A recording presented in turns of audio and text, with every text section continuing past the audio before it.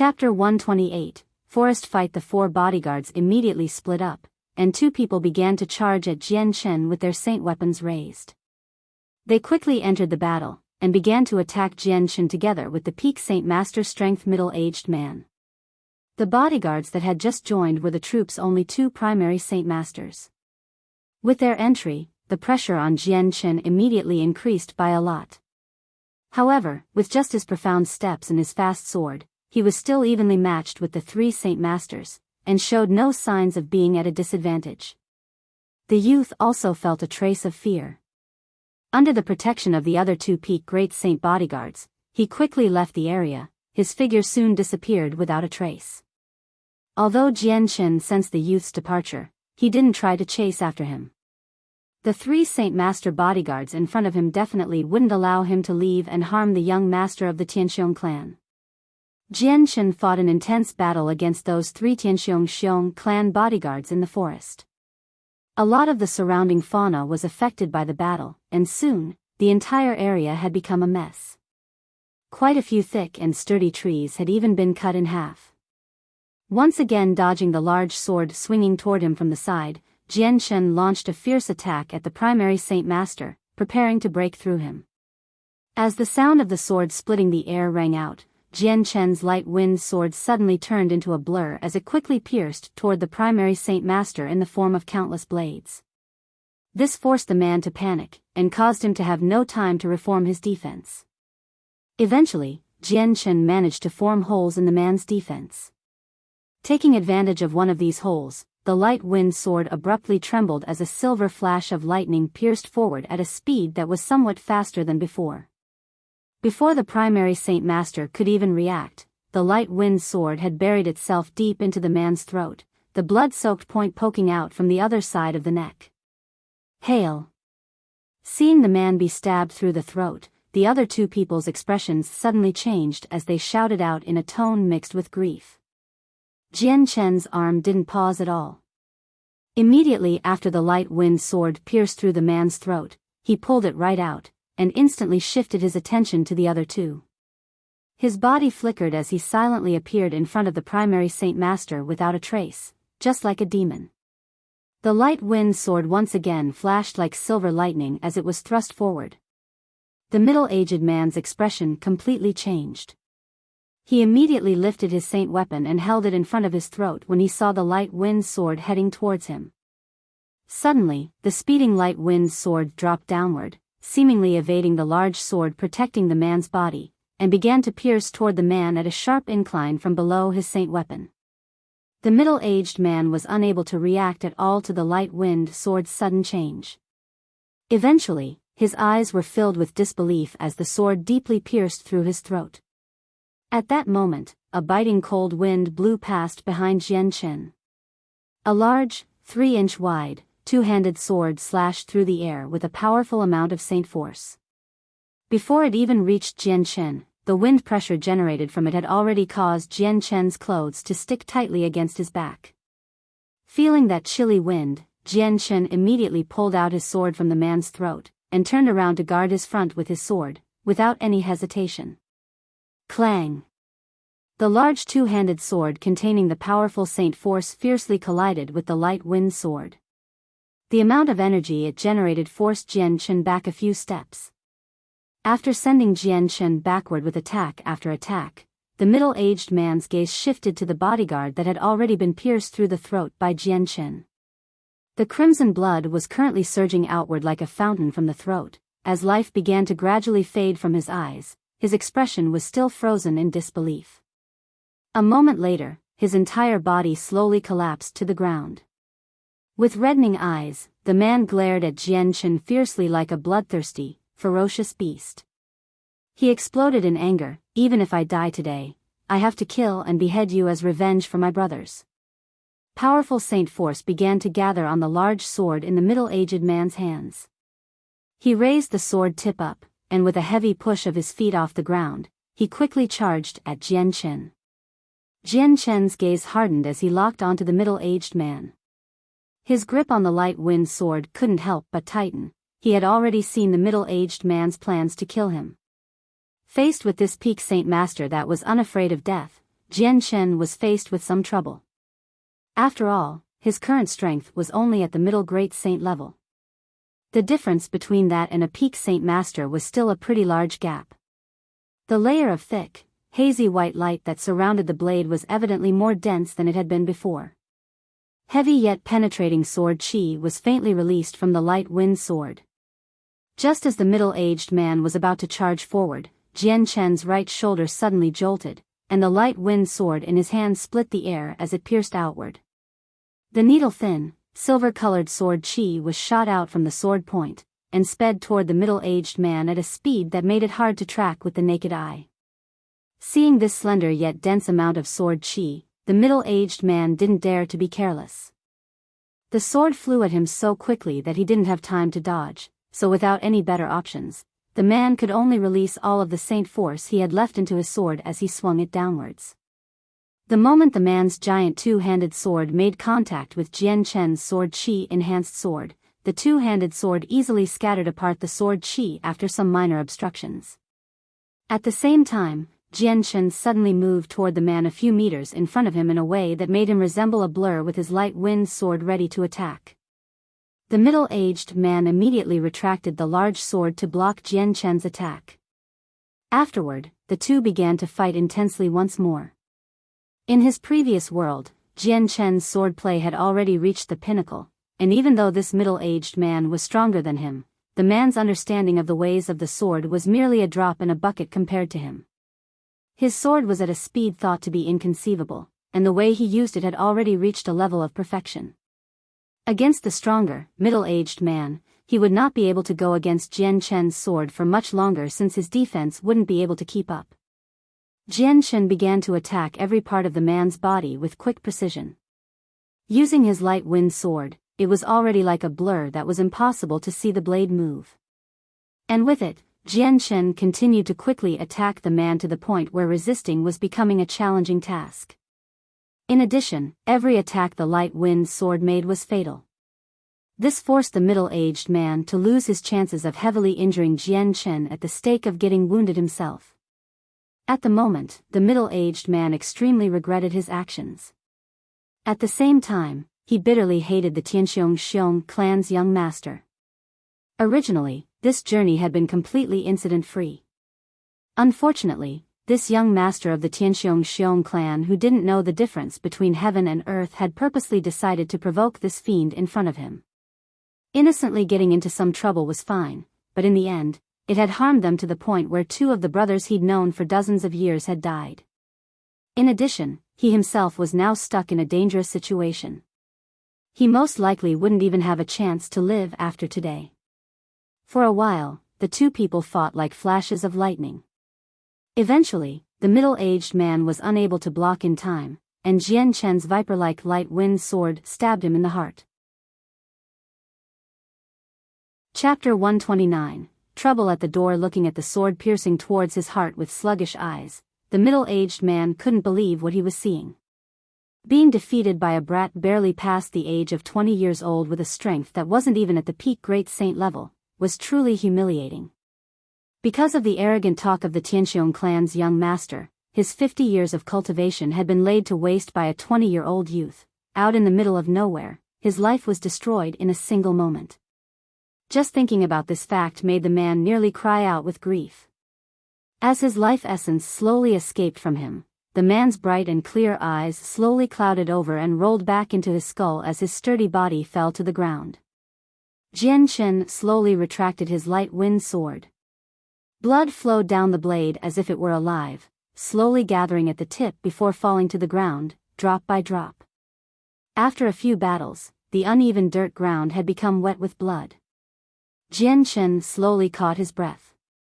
Attacking two primary Saint Masters and a peak Saint Master consumed quite a bit of Jian Chen's energy. Faced with three opponents whose strength all surpassed his own, Jian Chen had already made an all-out effort. If it weren't for the fact that he had cultivated for a while, increasing his base strength as a middle great saint by quite a bit, he most likely would have spent a much longer time on trying to kill these three Saint Masters. However, after killing the three people, Jian Chen's grief from the deaths of Captain Kendall and the others had abated quite a bit. Jian Chen's gaze indifferently swept across the three corpses, before finally falling onto their space belts. After some hesitation, he slowly advanced forward to retrieve the belts and examine their contents. Because he had consumed over 100 times more monster cores than the average person in his cultivation, Jian Chen required a great amount of them. Moreover, Jian Chen clearly didn't have enough money to purchase such an extensive amount of monster cores. That's why the thing he wanted to acquire the most were monster cores. It was only possible for him to gain them by killing magical beasts or by taking them from corpses. Besides, taking items from a dead person was an extremely common occurrence in Tianyuan continent. After all, 30% or more of the fights that happened on Tianyuan continent were because people were seeking another party's items. After removing the three space belts, Jian Chen inspected their contents. Although these three were Saint Masters, it was clear that they weren't wealthy. Aside from some everyday products and camping tools, they really didn't have anything else. In the end, Jian Chen was only able to fish out some 10 purple and gold coins, 15 Class 2 monster cores, and 5 Class 3 monster cores. Without any hesitation, Jian Chen stored the monster cores into his own space belt.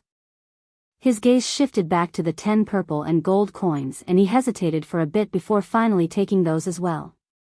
Although it wasn't a large amount of money, to commoners it was still quite a bit of wealth. Just throwing it out here was a waste, and rather a pity. After storing everything, Jian Chen tossed the 3 space belts to one side. Without bothering to clean up the corpses, he directly left the area. By the time he had returned to Wake City, the sky had already darkened. After eating some food at the hotel, Jian Chen requested a room and went to sleep. Because Jian Chen had only requested a normal room, its layout was extremely simple.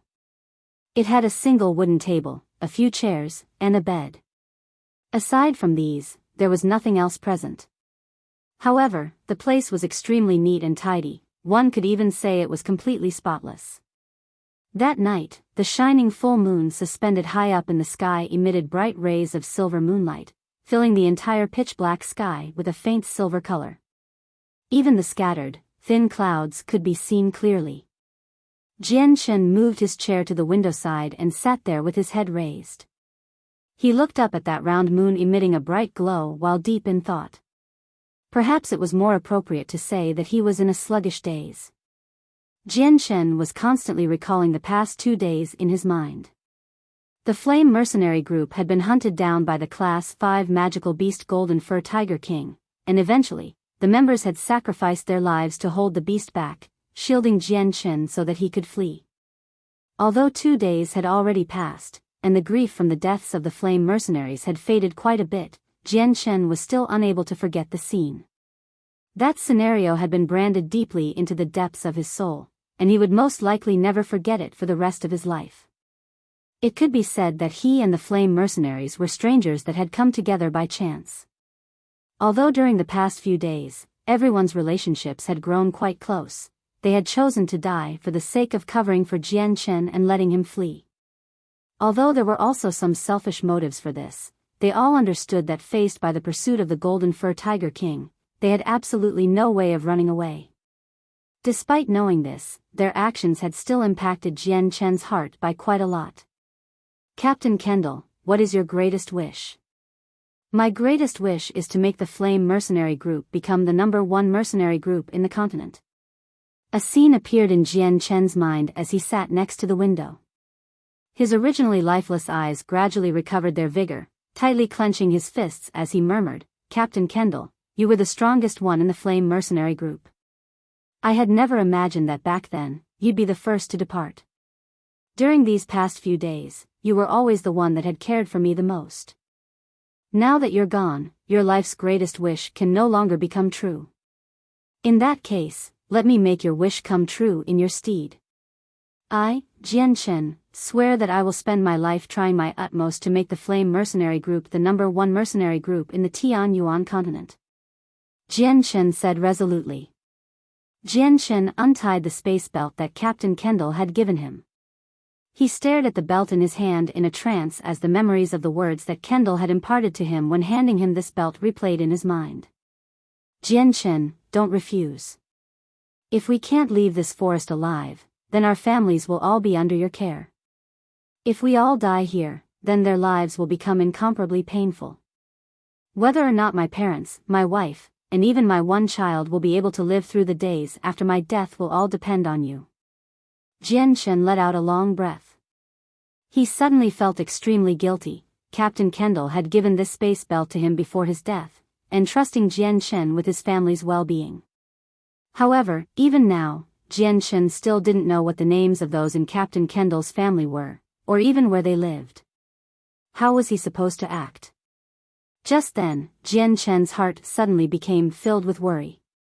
If Captain Kendall had entrusted Jian Shen to take care of his family, Jian Shen guessed that Captain Kendall's family was definitely extremely impoverished. After losing Captain Kendall, their pillar of support, how could his family possibly live the rest of their lives happily? When thinking of how incomparably difficult Kendall's family's lives would be from now, Jian Shen's heart fell into panic. He wanted to find Kendall's family as soon as possible, and give them whatever Captain Kendall had entrusted Jian Shen with in order to bless them with happy lives. Jian Shen sat by the window for the latter half of the night, before eventually returning to his bed to cultivate. Right now, Jian Shen needed to grow stronger, and even stronger. The night was calm, and it quickly passed by without incident. The next morning, Jian Shen, who had been submerged in cultivation, suddenly opened his eyes. He didn't know why, but he suddenly felt a bad premonition in his heart. Jian Shen got out of bed and walked up to the window to look outside. After a single glance, Jian Shen's expression abruptly darkened. The outside of the hotel had been surrounded by hundreds of people wearing white robes. Every single one of them were identically dressed. From this, it could be seen that they represented a single power. Jian Shen unexpectedly discovered that in the middle of the group of people was the young master of the Tianxiong clan that had escaped from him yesterday.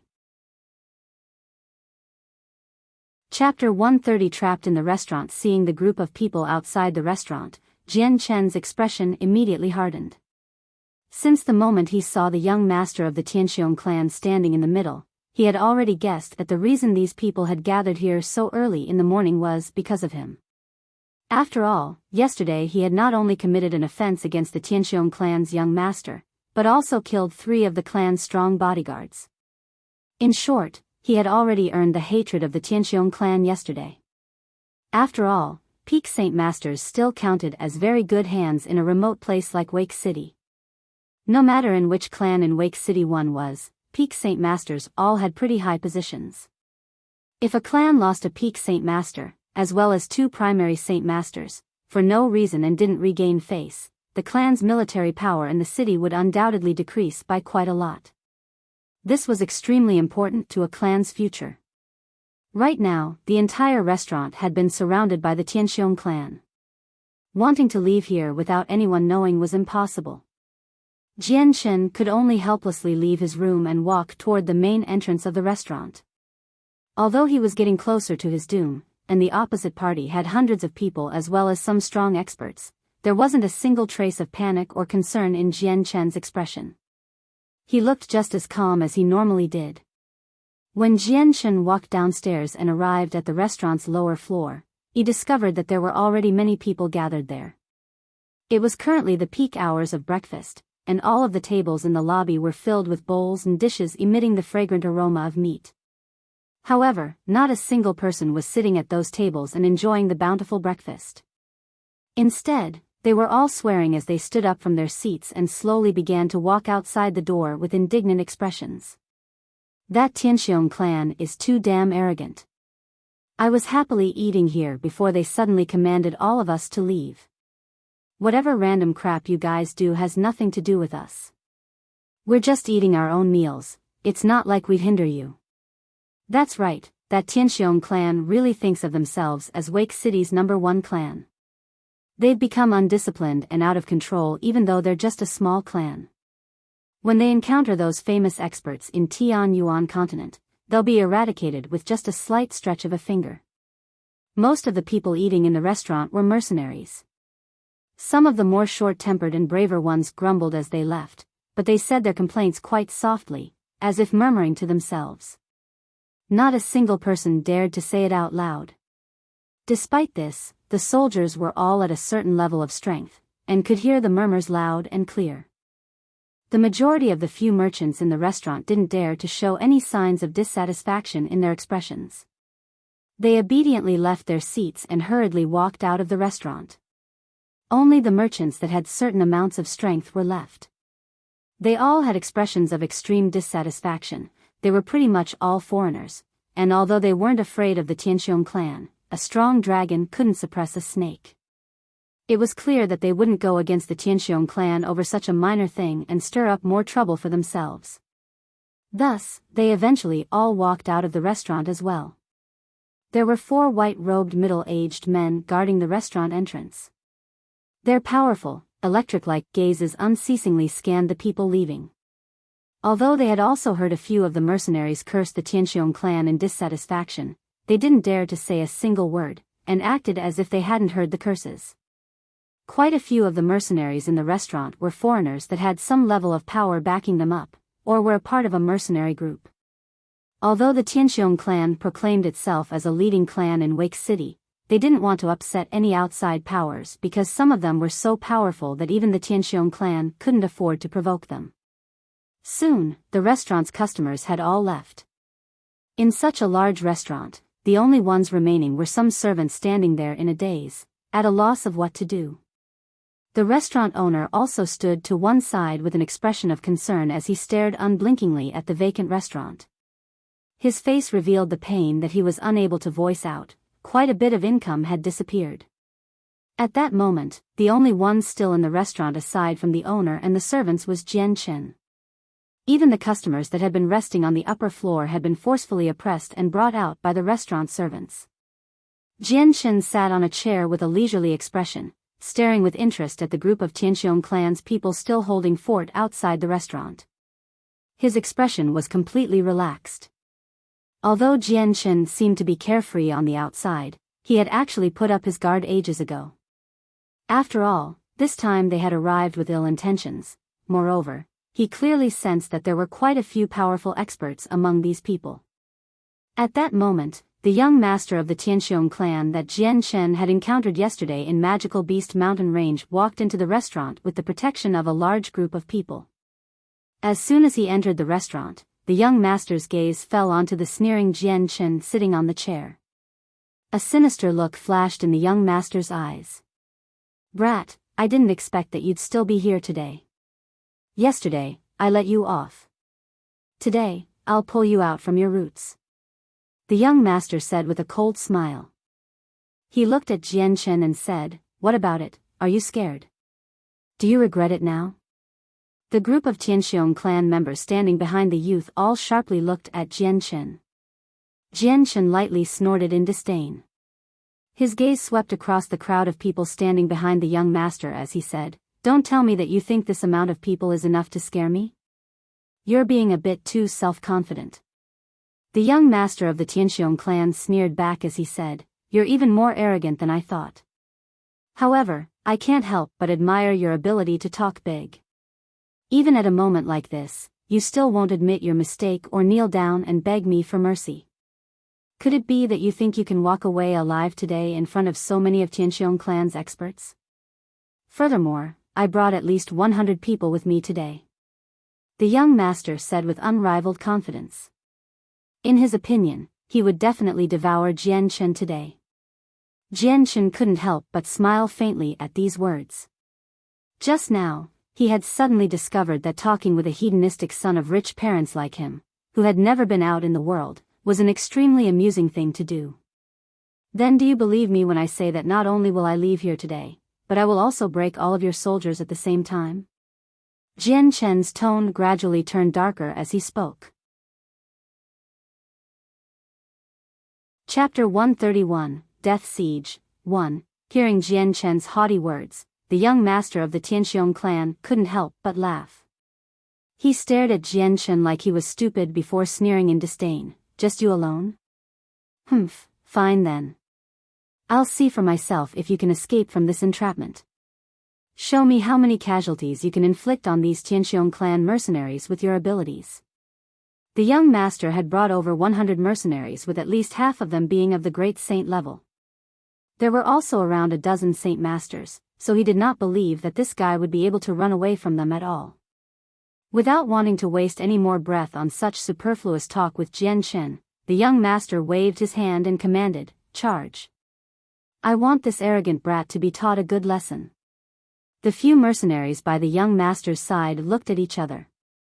One person sneered, "It's merely a brat, there's no need for all of us to make a move." Turning toward one of the Tianxiong representative mercenary troops, he commanded, "You guys go bring that brat over." "Yes, sir." Following the man's orders without any hesitation, the group immediately walked 10 meters forward to where Jian Shen was. With a cold glare, one of the mercenaries growled, "Kid, it'd be best if you just obediently let yourself be captured and return with us to the Tianxiong clan.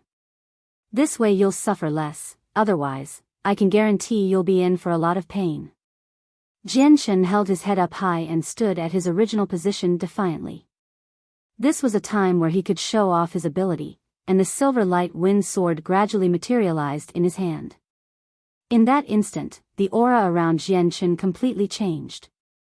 Everyone from the Tianxiong clan could tell what Jian Shen was planning on doing based on his action. "Attack!" The man who spoke previously cried out, causing the group of mercenaries to call out their saint weapons as they charged toward Jian Shen.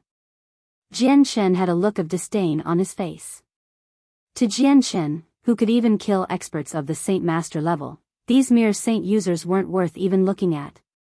The moment the several people neared Jian Shen, the light wind sword suddenly turned into a blurry mirage, and quickly pierced out in the form of multiple phantom swords.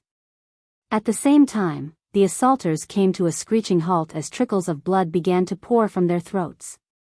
Then, faint traces of blood gradually appeared, and finally, dyed their clothes a bloody red as it suddenly burst out from their throats. In the end, all the men collapsed at the same time. The expressions of the few mercenaries standing by the young master simultaneously changed, and they exchanged glances. They could tell from the gaze in their opponent's eyes that he was extremely serious. The men that had died were saint-level cannon fodder who were used to scout out Jian Shen's strength. No one really felt their deaths a shame.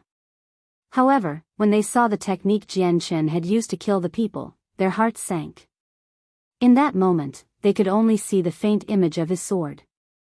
Jian Shen's was so fast that they could barely see it with their vision.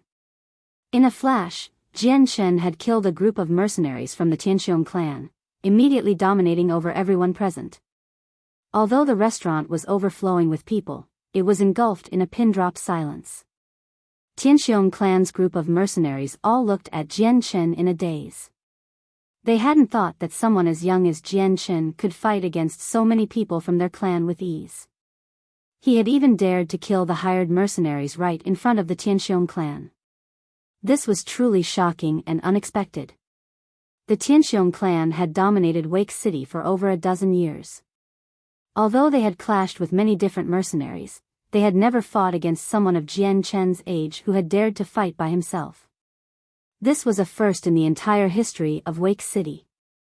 After a small amount of hesitation, the white-robed man next to the young master said in a low voice, "Dear fellow, I don't know where you came from or what teacher you are taught under, but why must you oppose the Tianxiong clan?"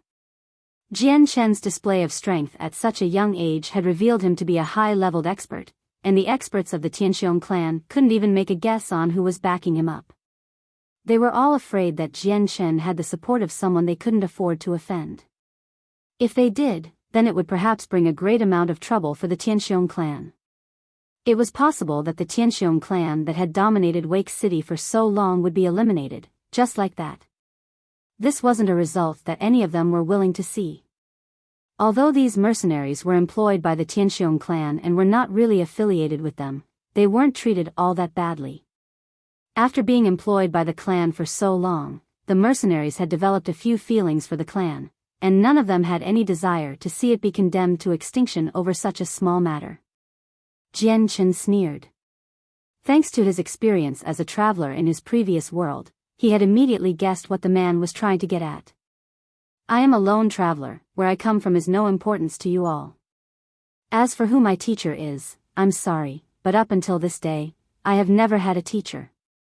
Lastly, it was your Tianxiong clan that provoked me first. Since when did it change to me being the one who made conflict? Jian Chen laughed coldly. Hearing that, the few middle-aged men immediately let loose a breath. Afterwards, the man that had previously talked continued, then you'd best come back to the Tianxiong clan with us. Otherwise, we won't show the smallest amount of mercy toward you. If you come out of this missing an arm or leg, it would be bad. After seeing Jian Chen dispatch the group of mercenaries without any effort, these men didn't have any strong desires to fight against him. Although they had confidence that they could capture Jian Chen, the lightning-like speed of his sword was something they was afraid of. If they were to get hurt, there was no way their profits would surpass their gains. If they could capture Jian Chen without much effort, they would be extremely happy. In your dreams. Jian Chen sneered. His right arm shook as the light wind sword quickly danced in the air, its tip flying toward the group of people. A large amount of sword chi enveloped the sword once more as Jian Chen said, "Speak less bullshit. If you want to do something, then hurry up." Jian Chen's provocation infuriated the entire Tianxiong clan. The young master had long since lost his patience. He immediately waved his hand as he roared, "Why are you guys just standing there? Hurry up and capture him." Although this group of people standing next to the young master did not have low status or positions, it was obvious that their backbone was still the young master of the Tianxiong clan. The moment the words left his mouth, this group of people began to charge forward. Chapter 132, Death Siege, 2, a strong killing aura flashed through Jian Chen's eyes. Not waiting for the Tianxiong clan to advance any further, he lifted his own sword to attack. With a speed almost invisible to the naked eye, the light wind sword flashed out at the swords approaching Jian Chen. Against such a fast sword, even the stronger people in the group weren't able to properly defend themselves. The moment the sword finished its downward arc, the mercenaries had immediately fallen to the ground. A small trickle of blood flowed silently from their throats and stained the ground beneath them an iridescent, red color. But the Tianxiong clan had brought over 100 people, so the deaths of such a small amount of people was of no concern to them. Another group began to charge rampantly toward Jian Chen with sounds so loud that their stampeding echoed. Seeing the group of people that didn't seem to know death charge forward, Jian Chen's glare turned cooler. With a sigh, he increased the speed of his sword thrusts, and each one of the mercenaries found their throats stabbed. In their hearts, they knew this was a fatal blow and that there was not a single amount of mercy to be found within Jian Chen. Even though Jian Chen knew that the Tianxiong clan was a major clan in Wake City, he wasn't at all afraid of matters like this. Now that he was by himself once more, he didn't have anyone behind him he had to worry about, so there was nothing to be anxious about. Jian Chen's petite body constantly wove through his attackers as his light wind sword endlessly flashed around. With every arc of his sword, another person would fall, and thanks to his fierce battle strength, the entire restaurant had become a place of chaos. The chairs and tables that were previously organized neatly were now scattered about, while the fragrant dishes of food had crashed and spilled to the ground. As fast as a demon, Jian Chen quickly dispatched mercenary after mercenary. Within the span of a few seconds, another 10 mercenaries had fallen, never to rise again.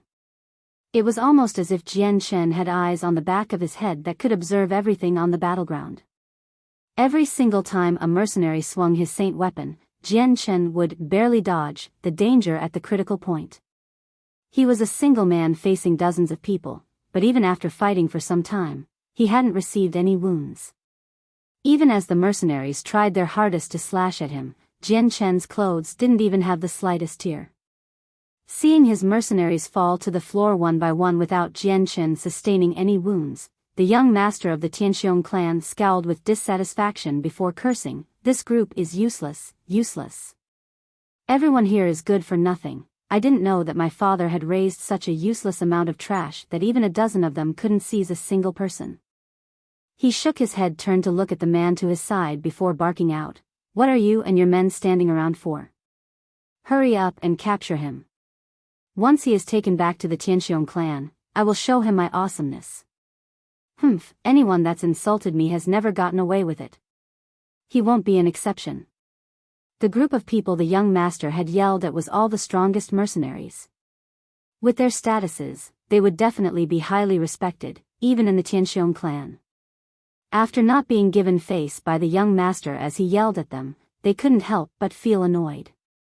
The men looked at each other before one of them spoke out. Although this person is young, he is extraordinarily strong.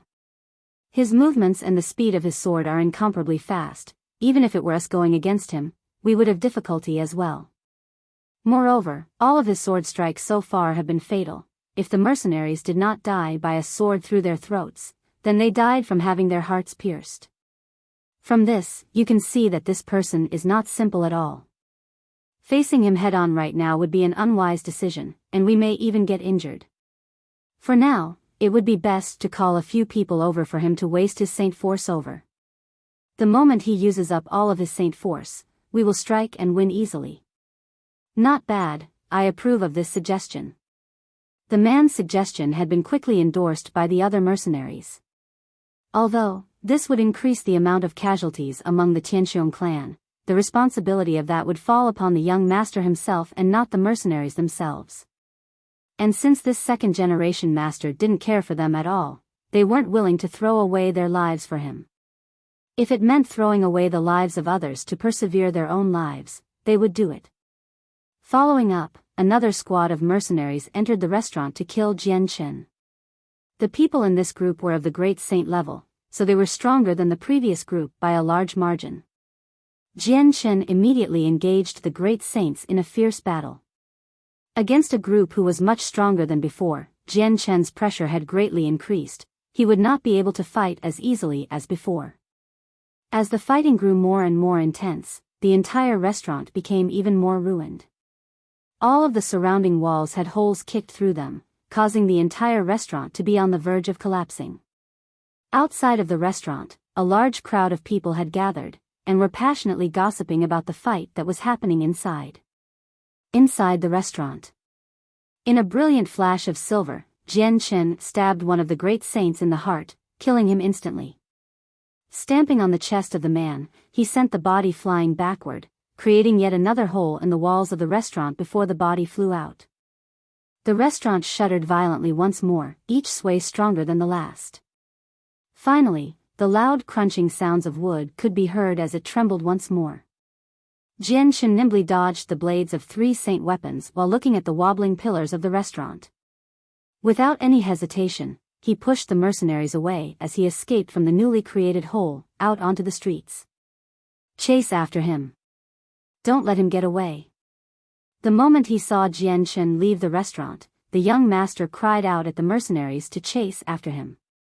After the young master had spoken out, the group of mercenaries next to him had also cried out, "Not good, the restaurant's about to collapse, escort the young master away to safety." Immediately, a middle-aged man grabbed the young master by the shoulders before bringing him out of the way of the collapsing restaurant. Everyone else followed closely behind. The moment the group ran out of the restaurant, the entire restaurant caved in. In that moment, the mercenaries that didn't make it in time were buried. Soon after, a silver ray of light came flying toward the young master of the Tianxiong clan. Chapter 133, The Death of the Young Master of the Tianxiong clan. Young master, be careful. The middle-aged man cried out as he discovered the trajectory of the flashing white light. His face grew paler by 2 shades as he realized the sword was going too fast. With the sword already a meter from the young master's throat, under this type of situation, there was simply no time to react. PCH. Because of the lightning-like sword strike, the barely saint-level young master practically had no chance to react, and so the light-wind sword stabbed itself deeply into his throat. The young master of the Tianxiong clans widened his eyes as he looked dead-on at the sword in his throat. There was a look of disbelief. He was not expecting this outcome at all. To think that this depressed little mercenary he had come across on the road to the magical beast mountain range would unexpectedly be the one to end his life. If he had known about this before, he wouldn't have dared to come close to Jian Chen, but it was a shame that there was no such thing as a regret pill in this world for him to eat. Right now, his destiny was all but confirmed, and there was a better chance for him to alter the mountain range's landscape than this. Seeing their young master already have his throat pierced, the mercenaries by his side all stared in great shock, some had even paled instantaneously. They were fully aware that the person in front of them was the young master of the Tianxiong clan who was dearly loved by the clan leader. He was also the successor of the clan when the time came, so to see their young master be killed right in front of their eyes, they couldn't believe it. If the clan leader were to hear of this news, no one knew how furious he would become, and how severe their penalties would be. Just thinking about the severe temper of the Tianxiong clan leader had sent shivers among all of the mercenaries. Each one of them began to look at Jian Chen with rage. If they weren't able to bring Jian Chen back with them, then they would be served as a substitute instead. "Brat, you've killed our young master, prepare to die." All of the mercenaries began to charge at Jian Chen without hesitation while shouting out, "All Tianxiong mercenaries, surround him immediately. Don't let him escape." These mercenaries all held high statuses in the Tianxiong clan, so the moment they spoke, every other members of the Tianxiong clan threw away their hesitation and immediately surrounded Jian Chen from all four sides. At the same time, everyone that had been watching quickly distanced themselves further away. Even under the collapsed restaurant, a stream of mercenaries crawled out looking disheveled, but they continued to join the other mercenaries. Every single mercenary in the vicinity had seen with their own eyes the death of their young master by the hands of Jian Chen, so they fully understood the gravity of the situation. Everyone took a step back in order to divert attention from themselves. At this moment, no one was willing to go and inform the clan leader. They were afraid of being implicated in the death of the young master and suffering the wrath in place of Jian Chen. After landing the killing blow on the young master, Jian Chen had immediately started to fight with the middle-aged mercenaries. These mercenaries were of the Saint Master level, and 3 of them were even at the peak Saint Master level. Against so many Saint Masters, the pressure was on full blast, causing Jian Chen to have to go all out. Jian Chen and the mercenaries continued to exchange blows in an endless storm of blades and fists that left the mercenaries flustered. Taking advantage of the situation, Jian Chen had used his light wind sword and immediately stabbed one of the mercenaries through his heart. The moment Jian Chen had stabbed into the middle-aged man's heart, a big axe had landed onto his left shoulder, leaving behind a wound that trickled and dyed his clothes red with blood. Feeling an immense amount of pain in his left shoulder, Jian Chen's face immediately whitened. Pulling out his sword from the man's chest, he rapidly thrusted it at the mercenary with the axe. Seeing the silver flash of the light wind sword, the man with the axe immediately narrowed his eyes in concentration and brought his weapon up in front to receive the blow. At the moment of impact, the man was thrown backward by the explosive force. Ding! The tip of the light wind sword had stabbed into the blade of the axe. But thanks to the amount of sword chi around the sword, it had left a noticeable dent in the glossy blade. A sharp metallic sound was heard as 5 saint weapons immediately headed toward Jian Chen at the same time while cutting off any possible escape routes for Jian Chen. The amount of saint force that was radiating from each weapon was enough to cause a massive amount of air fluctuations. Jian Chen's eyes flashed in annoyance as the amount of sword chi on his light wind sword was increased several times over, making the sword seem even hazier than before. In a flash he struck out at the 5 saint weapons and struck each one with a clang. While the light wind sword had stopped the 5 saint weapons, Jian Chen's face grew white slightly as his right arm began to shake marginally. This combined strike was the unified strength of all 5 mercenaries, which would be extremely difficult to accept with ease. Because of the large amount of force put behind the 5 mercenaries, Jian Chen's entire right arm had gone numb as even his inner organs had been temporarily shaken. Ha! Angrily shouting out, the Saint Masters didn't dare let Jian Chen have the opportunity to breathe and rest. Once more striking at him, these mercenaries were extraordinarily clever. Unless there was a hole in their attack pattern, Jian Chen would find it hard to defend himself without getting seriously harmed. A fierce expression revealed itself on Jian Chen's face as he unexpectedly stood in front of the 5 saint weapons. His light wind sword then transformed in a silver streak of light as it flew at the closest person at breakneck speed. PCH. The light wind sword met no obstructions as it penetrated the man's throat. At the same time, the 5 saint weapons that were on the verge of cutting into him had their saint force already about to touch his clothes. In a split second, Jian Chen's body twisted in a way that had dodged 3 of the saint weapons, but the remaining 2 had struck him on the back and waist. Jian Chen stifled a shout as his already white face grew even more pale. He immediately pulled his sword from the throat of one of the mercenaries and looked at the remaining fighters. He threw away the idea of continuing to fight zealously and began to plan his way of escape from this area. Jian Chen clearly understood that the Tianxiong clan had a formidable amount of power. The longer he stayed here, the more unfavorable his position would be. With his current strength, he would only be able to fight against a saint master. If the Tianxiong clan had a great saint master, he would be in trouble. However, with his remaining amount of strength, it would not be enough to defend himself. Sensing Jian Chen's plan to escape, one of the remaining saint masters immediately cried out, "Block him quickly. Don't let him escape."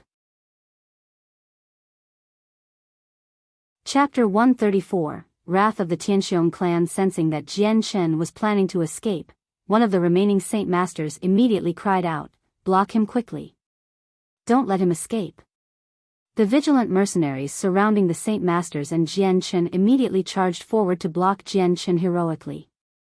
The saint weapons in their hands immediately came down toward Jian Chen, and despite knowing how exceptionally strong Jian Chen was, those who came forward to block him were not afraid at all. Jian Chen's legs blurred slightly, causing him to deviate from his original path and onto the side. Dodging the numerous saint weapons, his right arm shook as his light wind sword danced wildly all around. One by one, the mercenaries that had tried to block him fell to the ground. How would saints or great saints be able to defend against Jian Chen's usage of the profound steps? Despite being injured and having his fighting ability lowered, if Jian Chen were to use his entire strength, these mercenaries still wouldn't have a chance. After killing the mercenaries with lightning speed, Jian Chen twisted his body without any hesitation, and began to run away from the mercenaries, as if possessed by a demon. As for the people that were observing the fight, they immediately left the road as soon as they saw him charge straight at them. It was almost as if they were afraid of obstructing Jian Chen and meeting the same fate the Tianxiong clan members had. Jian Chen had fought against the Tianxiong clan by himself while killing a few high-ranking experts, and even 2 peak saint masters, completely unafraid of the Tianxiong clan. The fact that he had even killed the young master of the clan had scared the mercenaries so much that they didn't dare to provoke him. In fact, some people had started to see him as a person with the strength of a great saint master. This type of person was rare to see even in a large group of mercenaries. Jian Chen was moving at an extraordinary speed. In a short moment, he was already 30 meters away from the group of mercenaries watching him. At that moment, because there wasn't enough time, the mercenaries that were watching him simply weren't fast enough to open a path for him. Just as Jian Chen was about to reach the group of mercenaries, his 2 feet suddenly stomped on the ground, pushing his entire body into the air. His feet still in a running position, the amount of force behind his leap was tremendous, sending him flying 10 meters away from the mercenaries. The moment his body touched the ground, Jian Chen began to run away from them once more. After him. Hurry up and chase him. Don't let him escape. Catch him quickly. He's trying to escape from the city. Someone send a message to the city military officers to close the gates. A collection of furious, impatient shouts were heard as the mercenaries charged in from behind with deafening sounds. The few saint masters had followed Jian Chen's actions and leapt over the observers, before quickly disappearing into the streets. The great saint and saint-level mercenaries quickly followed behind. Roar! Not too long after they entered the streets, the angry snarl of a magical beast could be heard from behind. The roar caused the entire street to shake, almost as if there was an earthquake. The mercenaries that were still standing around to watch suddenly cleared the road as an ox-like magical beast came charging through. Mounted on top of the magical beast was a sturdy, middle-aged man wearing a gold-embroidered robe. From his appearance, he looked to be approaching his 50s, and his serious expression made him seem even more imposing. His pupils as dark as the night itself shone with a cold glare that made many of the weaker mercenaries unable to look at him in the face. In a remote city like Wake City, people that had the ability to ride magical beasts were a very rare sight. One thing was for sure, however, if the person who was riding a magical beast was not a high-leveled expert, then it was a person from a noble clan. That was because only these two types of people could typically use magical beasts as mounts. Following behind the middle-aged magical beast rider was a group of about 50 people. Each member stood in a clean formation with a serious expression, and they looked like soldiers who were well trained. The exact moment the middle-aged man came into view, everyone's eyes focused in on him. The entire area descended into a strange silence. But soon after, the observing mercenaries all began to comment to each other. "Isn't that the Tianxiong clan's leader, Tianxiong Lai? I didn't think he'd arrive so soon." It is said that not only is the Tianxiong clan the strongest clan in Wake City, but the clan leader is also extremely strong. He has already reached the middle Great Saint Master realm, and also possesses a defense based on his Earth attribute Saint Force as well. In all of Wake City, there are very few people that can contend against the Tianxiong clan's Tianxiong Lai. The young master of the Tianxiong clan is the result of years of hard work by Tianxiong Lai. It was with great difficulty that he had raised a son. It could even be said just giving birth to him was difficult enough. Ever since the young master's birth, Tianxiong Lai had treated him like an expensive treasure. I don't know how angry Tianxiong Lai will become after finding out his son has been killed.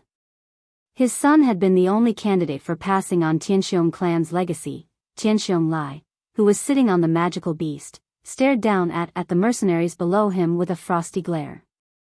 However, the moment his eyes fell on the white-robed youth on the floor, his eyes suddenly went rigid as an intense killing intent flooded out of him.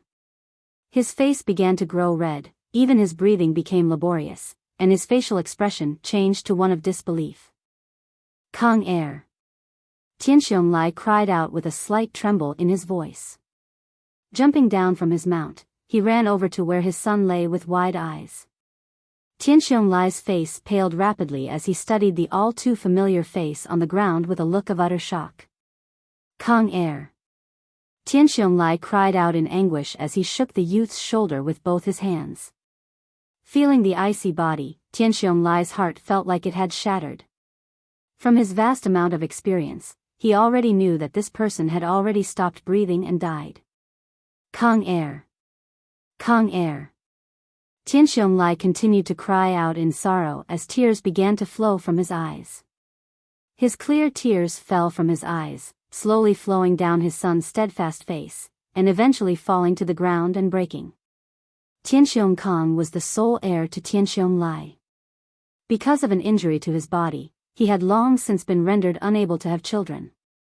But this child had been his proudest achievement, and he had always doted on this son of his.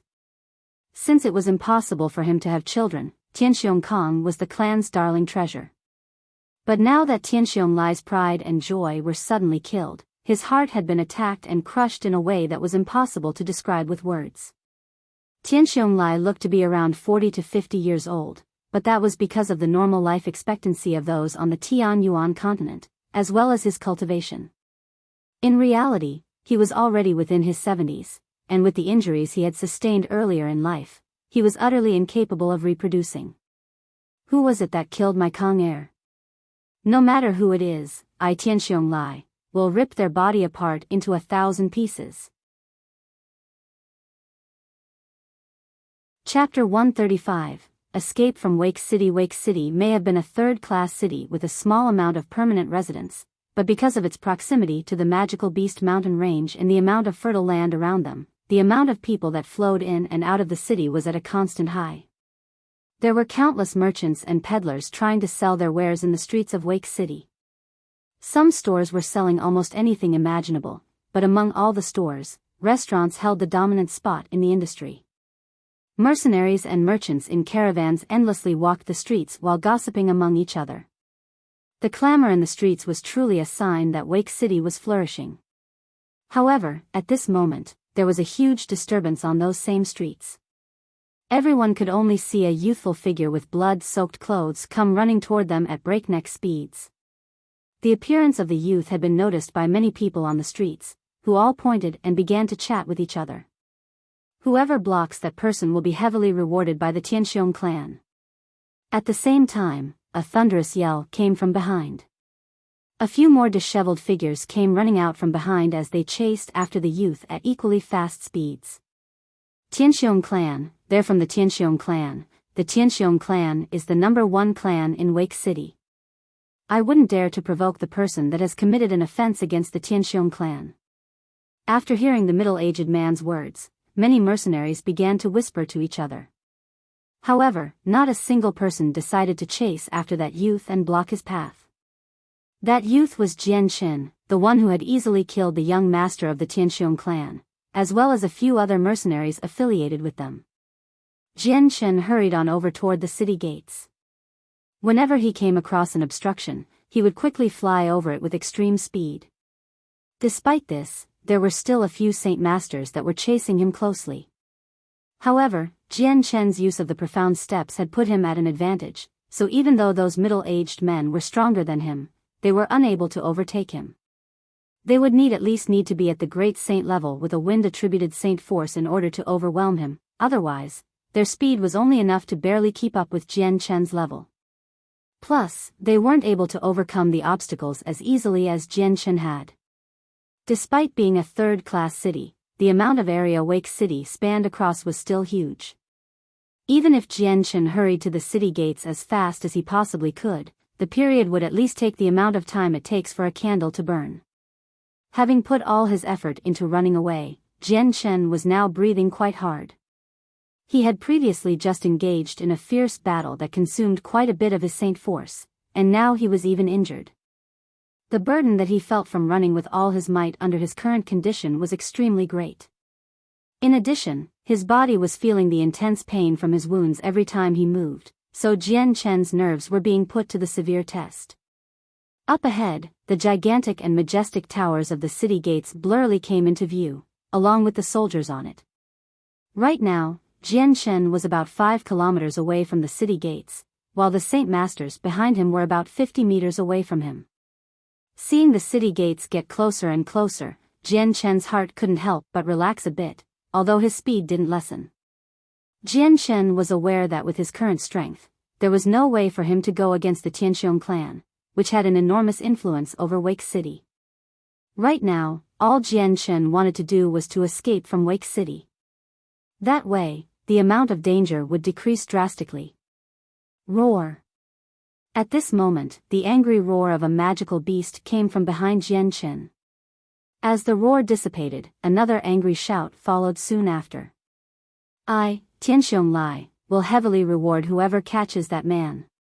Hearing the sounds coming from behind, Jian Chen's face changed slightly. Based on the voice, he could determine how strong the person was, and this was someone he couldn't afford to fight against. Tianxiong Lai, I presume that's someone else from the Tianxiong clan. Jian Chen thought to himself secretly. Increasing his speed, Jian Chen began to run even faster. The merchants and mercenaries that had heard the angry roar of Tianxiong Lai looked stunned. Tianxiong Lai, isn't that the current leader of the #1 clan in Wake City? To offend a member of the Tianxiong clan and then be chased by them, means that they must be a strong person then. Forget it, I've only just reached the great saint level, it's best not to get involved.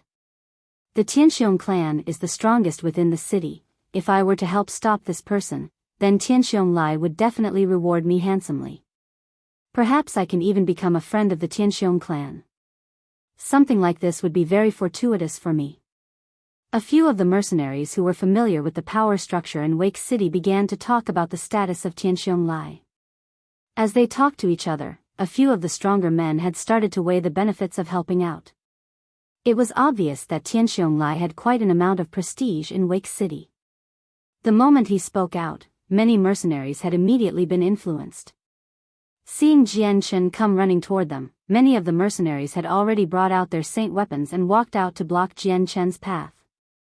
The moment one mercenary walked forward, all the other mercenaries followed suit, and helped to block Jian Chen's path. These men were clearly enticed by the irresistible reward put up by Tianxiong Lai. After all, the Tianxiong clan was as powerful in reality as they were in name. Seeing the group of people up ahead, Jian Chen's face immediately hardened. But since he was going so fast, he was already right next to them in the span less than 5 seconds. Just as Jian Chen was about to make contact, the mercenaries brought their saint weapons out too as they charged at him. Not wanting to get entangled with them, Jian Chen leapt into the air to dodge the incoming group. Landing on top of the roof of a store, he disappeared over the heads over the crowd. Where do you think you're escaping to? Immediately a group of experts with faster reaction times flew up with him, and slashed at Jian Chen with their saint weapons. A severe amount of killing intent flashed from Jian Chen as the silver-colored light wind sword appeared out of nowhere. With a swish of his hand, it quickly flew at his pursuers. Ding ding ding ding. The sounds of saint weapons clashing against each other rang throughout the air as blood began to sprinkle down below. The few amount of mercenaries that had chased after Jian Chen were like broken kites that had backed down to the ground uselessly. After dropping them to the ground and silently struggling by hearse. There was no movement from them. Instead, a trickle of blood flowed from their throats and chests to the ground below them. Chapter 136, Pursuit of the Tianxiong clan. While Jian Chen was in midair, he had quickly killed the mercenaries who were chasing him. This sudden show of strength had surprised everyone. They hadn't thought that Jian Chen would be able to kill the mercenaries. With this new development, many of the mercenaries decided against their original plan to block Jian Chen. Although many people were seduced by Tianxiong Lai's promise of a heavy reward, one needed to be alive to claim it. If they were to throw away their lives, they would not be able to enjoy it even if they earned the reward. After killing the mercenaries blocking his path, Jian Chen continued onward. Jumping down from the buildings, he ran off to get closer to the city gates. After seeing what had just happened, there was no longer any mercenary that dared to obstruct him. So for a good amount of time, Jian Chen's journey to the city gates was very smooth. You won't get away. Even if you run to the ends of the earth itself, I, Tianxiong Lai, swear to break your body into 1,000 pieces. An angry roar came from the Tianxiong clan leader riding on his magical beast mount from behind Jian Chen. They were currently chasing after Jian Chen at top speeds, and it wasn't hard to tell from the noise just how powerful Tianxiong Lai's determination to kill Jian Chen was. Jian Chen's killing of Tianxiong Kong was tantamount to killing Tianxiong Lai's whole family. After all, Tianxiong Kong was his sole son, and with Tianxiong Lai's body being in such a state, he had lost the ability to reproduce. Jian Chen turned a deaf ear from Tianxiong Lai's murderous roars. The only thing he wanted to do was to quickly escape from the huge city. The sounds of the footsteps from behind were getting louder and louder as Jian Chen realized that they belonged to a magical beast much faster than his own speed. 5 kilometers, 4 kilometers, 3 kilometers. Jian Chen was rapidly approaching the city gates. There was only 2 kilometers left until he reached them. He could already see the giant gates leading outside of the city, but right behind was Tianxiong Lai, who was riding his magical beast only 1 kilometer behind him. Commander Haddo, if you can close this gate and help stop this person, then I, Tianxiong Lai, won't be able to thank you enough. Tianxiong Lai's voice came out like powerful thunder from behind him. Quickly, the city gates to Wake City began to close. Seeing the city gates close, Jian Chen's face immediately fell. His eyes swept toward the gates 40 meters away as he let out a deep breath of air. The saint force within his body began to circulate within his body, increasing his speed by some degree. At the same time, Jian Chen was employing the techniques he had learned from his past life. Both of his legs ran at such a fast speed that his feet looked as if they were gliding across the ground. For every 10 or 20 meters that he glided, his legs touched the ground once. In a flash, Jian Chen arrived at the foot of the city gates. Already, there was a large group of mercenaries congregating by the rapidly closing gates awaiting Jian Chen. Quite a few of them were cursing Jian Chen. Jian Chen didn't bother to slow down at the sight of this. Instead, his legs disappeared in a blur as he ran another 30 meters before leaping at the city gates in preparation to climb it. Finally gathering his strength, Jian Chen's legs stamped onto the ground and began to scale the wall. The moment Jian Chen had started to climb the wall, the people below had immediately taken notice and began to chatter non-stop. In 2 breaths' time, Jian Chen had smoothly climbed up the 40-meter-tall city wall. Both of his legs stepped off of the wall without a hitch, and he flew over the heads of one of the guards on top of the wall before descending down the other side. It was going well for Jian Chen. On his way down the city wall, he met no obstructions. Even as he flew over the heads of the guards on top of the wall, they could only look at him with wide eyes. As Jian Chen climbed the city walls, Tianxiong Lai, who was right behind, immediately jumped up onto the wall without his magical beast and started to scale it in the same manner as Jian Chen had. However, not only was the magical beast very heavy, it was not an expert in climbing, so it remained on the ground as Tianxiong Lai stopped in his tracks, but didn't admit his violations, nor was he willing to go with the officials. After that, another group of 10 middle-aged men rushing over and looked at the city walls before climbing up the wall and running in the same direction as Jian Chen. These people were the Saint Masters of the Tianxiong clan. Open the gates.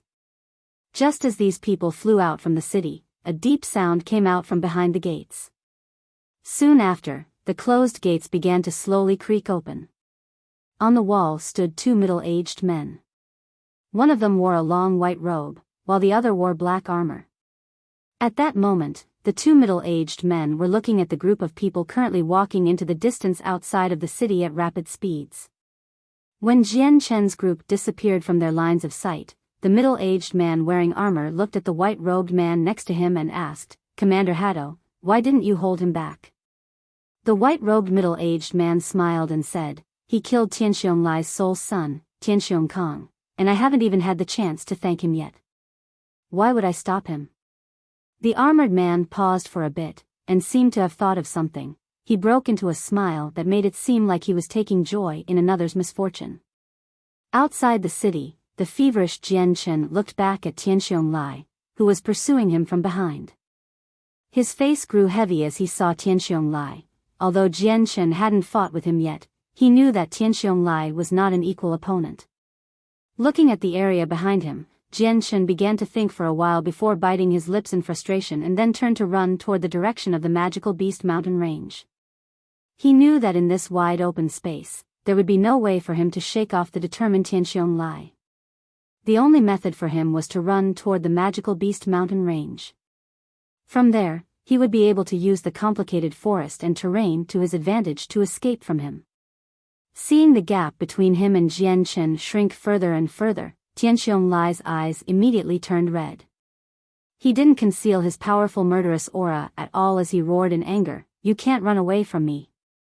Jian Chen turned back to survey his surroundings.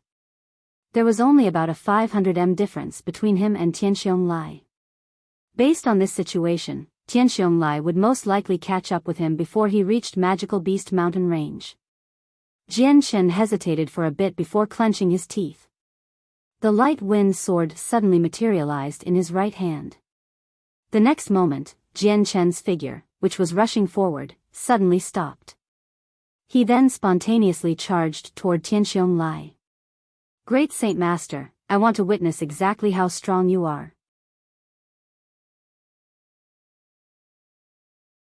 Chapter 137, Battling a Great Saint Master. Seeing that Jian Chen was no longer running, and was even voluntarily rushing toward him, Tianxiong Lai couldn't help but give a fierce-looking smile as he roared, "Yes, come. I'm going to dismember your body into thousands of pieces. No, dying would be letting you off too lightly. I will definitely make you live in a hell to the point where you'd rather die." As he said this, a wide axe suddenly appeared in Tianxiong Lai's hand. This axe was extremely large, over double the size of Tianxiong Lai's tall and sturdy body.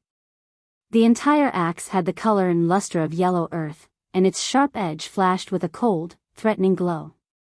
The light wind sword in Jian Chen's hand slashed through air, making a faint, air-splitting sound as it was thrust toward Tianxiong Lai. "Ha!" Tianxiong Lai let out an explosive shout, and the axe in his hand suddenly flashed with a yellow glow. It then swung down toward Jian Chen with a shrill ear-piercing shriek. To think that it's an Earth-attributed saint force. Seeing the yellow glow on the axe, Jian Chen's heavy expression couldn't help but sink even further.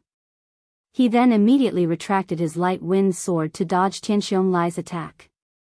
With a flash, he appeared next to Tianxiong Lai's side, and the light wind sword pierced toward his waist.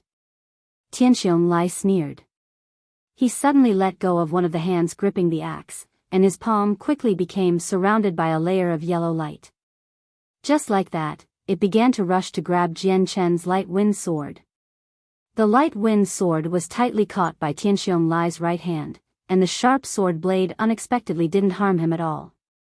There was a trace of shock reflected in Jian Chen's eyes. Although he had long since heard about the profound talent that those with the earth attribute possessed, their extremely powerful defense, but he hadn't realized it'd be to such an extent. Afterward, Jian Chen's eyes fiercely flashed. In the next moment, the light wind sword currently being tightly grasped by Tianxiong Lai's right hand suddenly emitted powerful sword qi. Under this strong attack, the yellow layer of light around Tianxiong Lai's right hand quickly turned lighter, indicating that it was faintly dissipating.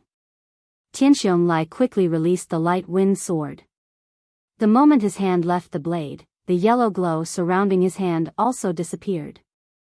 A yellow cross-shaped wound could be seen on Tianxiong Lai's hand, and fresh blood quickly covered his entire palm, dyeing it crimson. His eyes never once wavered from Jian Chen, who stood right in front of him.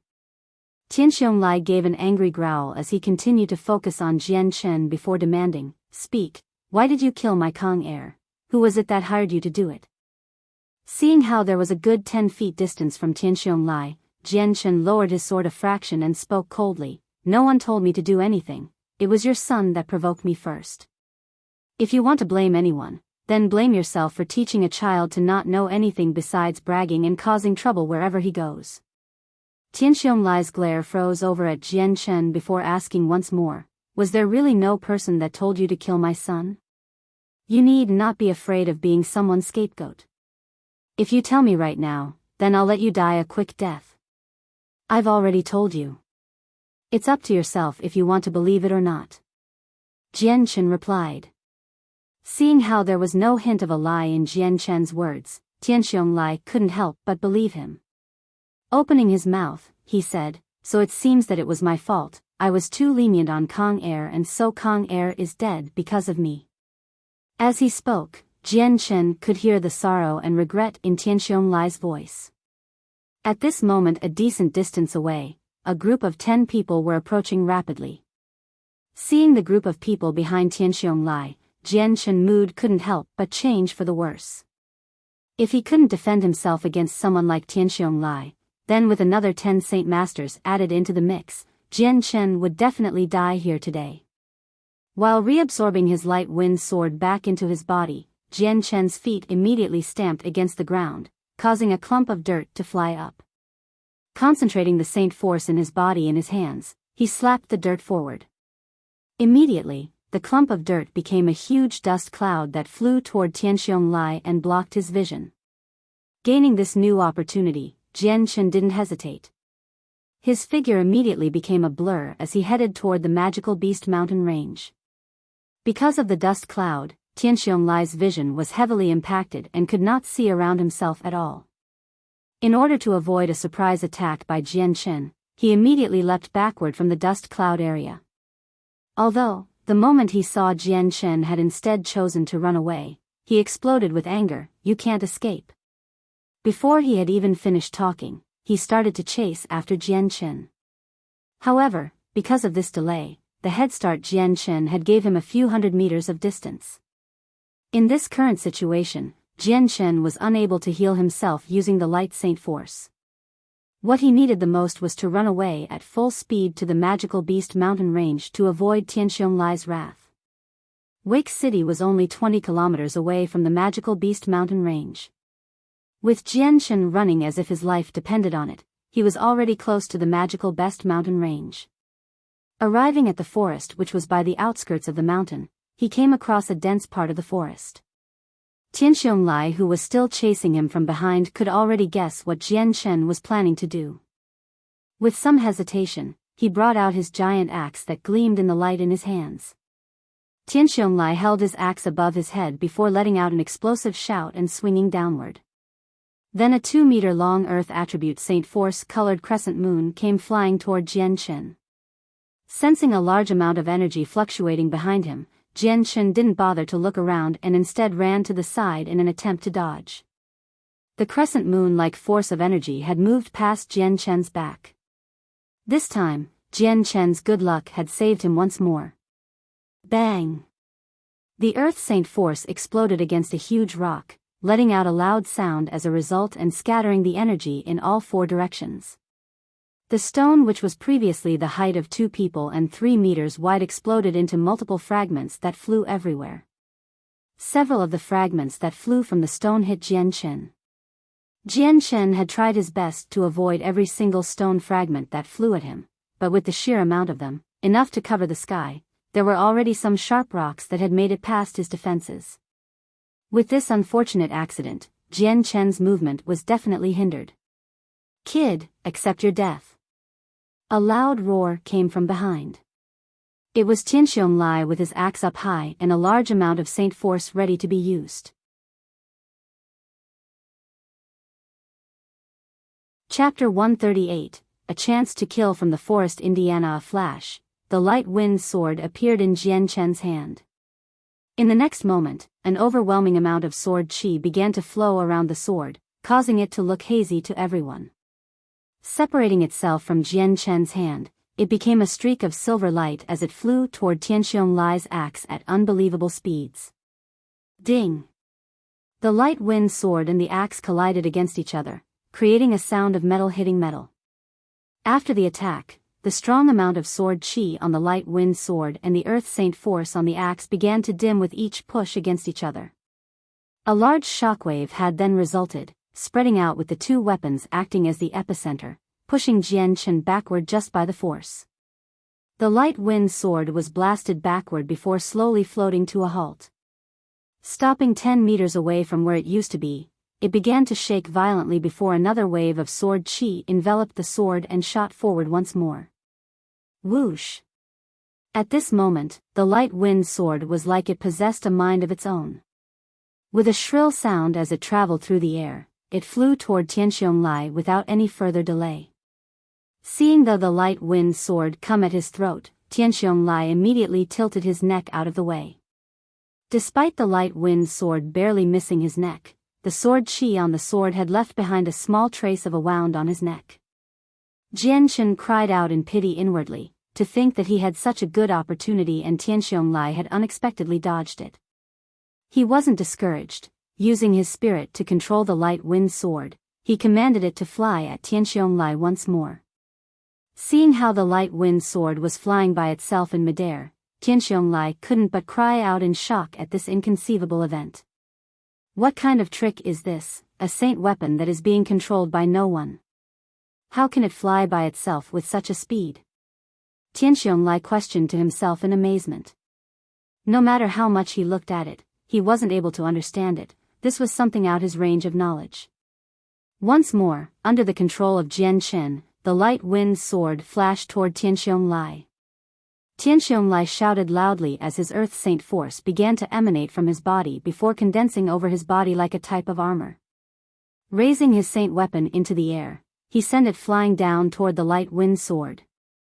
At Jianchen's will, the light wind sword avoided Tianxianglai's attack by moving to the side. Because Jianchen's strength was far too different from Tianxianglai's, even if the soul sword increased his attack power several times over, it was still not enough to take on a hit from Tianxianglai. Meanwhile, Tianxianglai's Earth Saint weapon crashed into the ground. Bang! Came the sound as the axe ejected all of the nearby dirt, creating a crater. The light wind sword flew around in a circle before reorienting itself and flying at Tianxianglai once more.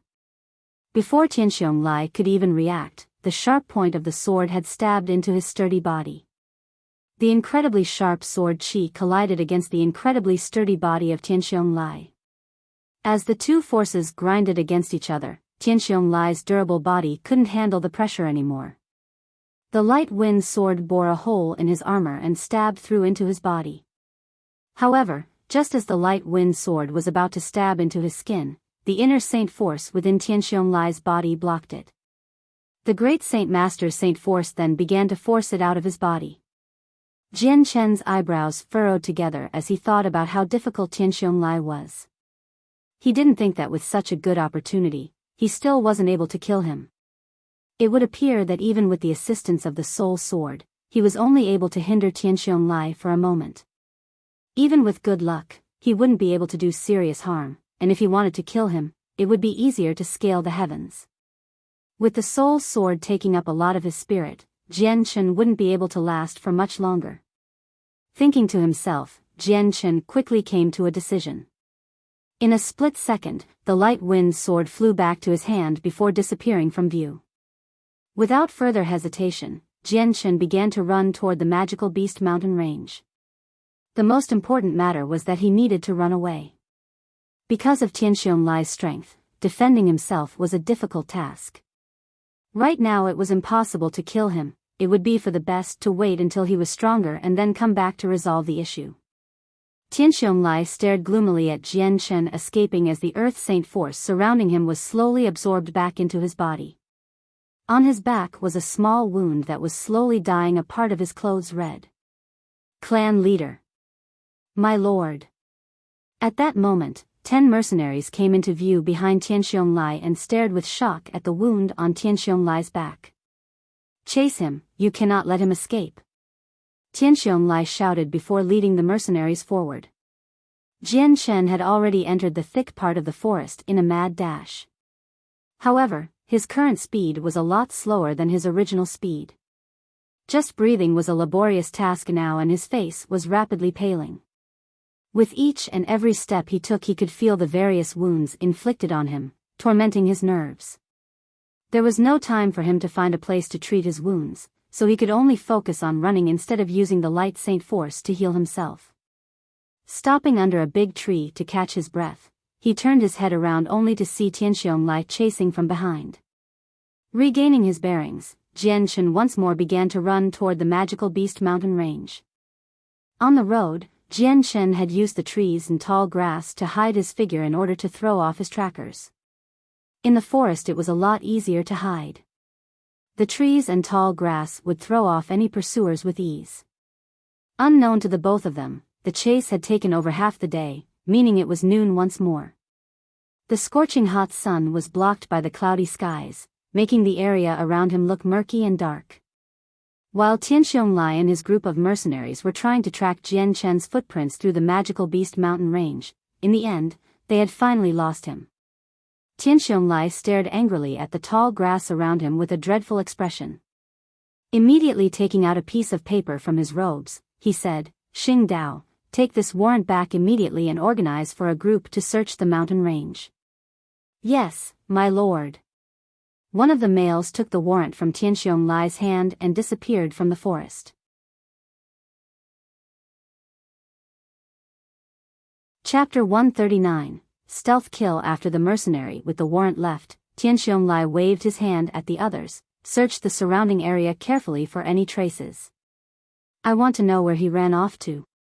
After losing track of Jian Chen, Tianxiong and his group of mercenaries could only hope to look for traces left behind by him, but this was a task that was significantly hard. In a dense part of the forest in the magical beast mountain range, Jian Chen sat down under a big tree with a pale face. Carefully using his light wind sword to pick out the pieces of stone fragments in his body, his clothes were beginning to be dyed completely red. Each time the tip of the light wind sword stabbed into his flesh, a new wave of pain pelted through Jian Chen. The constant source of pain had tested Jian Chen's nerves, and his forehead was soaked with sweat with each additional moment. When the final stone fragment had been extracted from his body, Jian Chen finally let loose a relieved grunt. Without energy, he slumped against the wide tree trunk and calmly took in deep breaths of air. After resting for a while, Jian Chen concentrated his senses on his surroundings only to discover that it was peaceful once more. Sitting in a cross-legged position, a ball of white light slowly came into view and enveloped Jian Chen in it. It continued to heal Jian Chen's body for a few moments before turning into a ball of milky white light. By this point, Jian Chen's body was completely submerged. From the outside, you could only see a blurry outline of his body.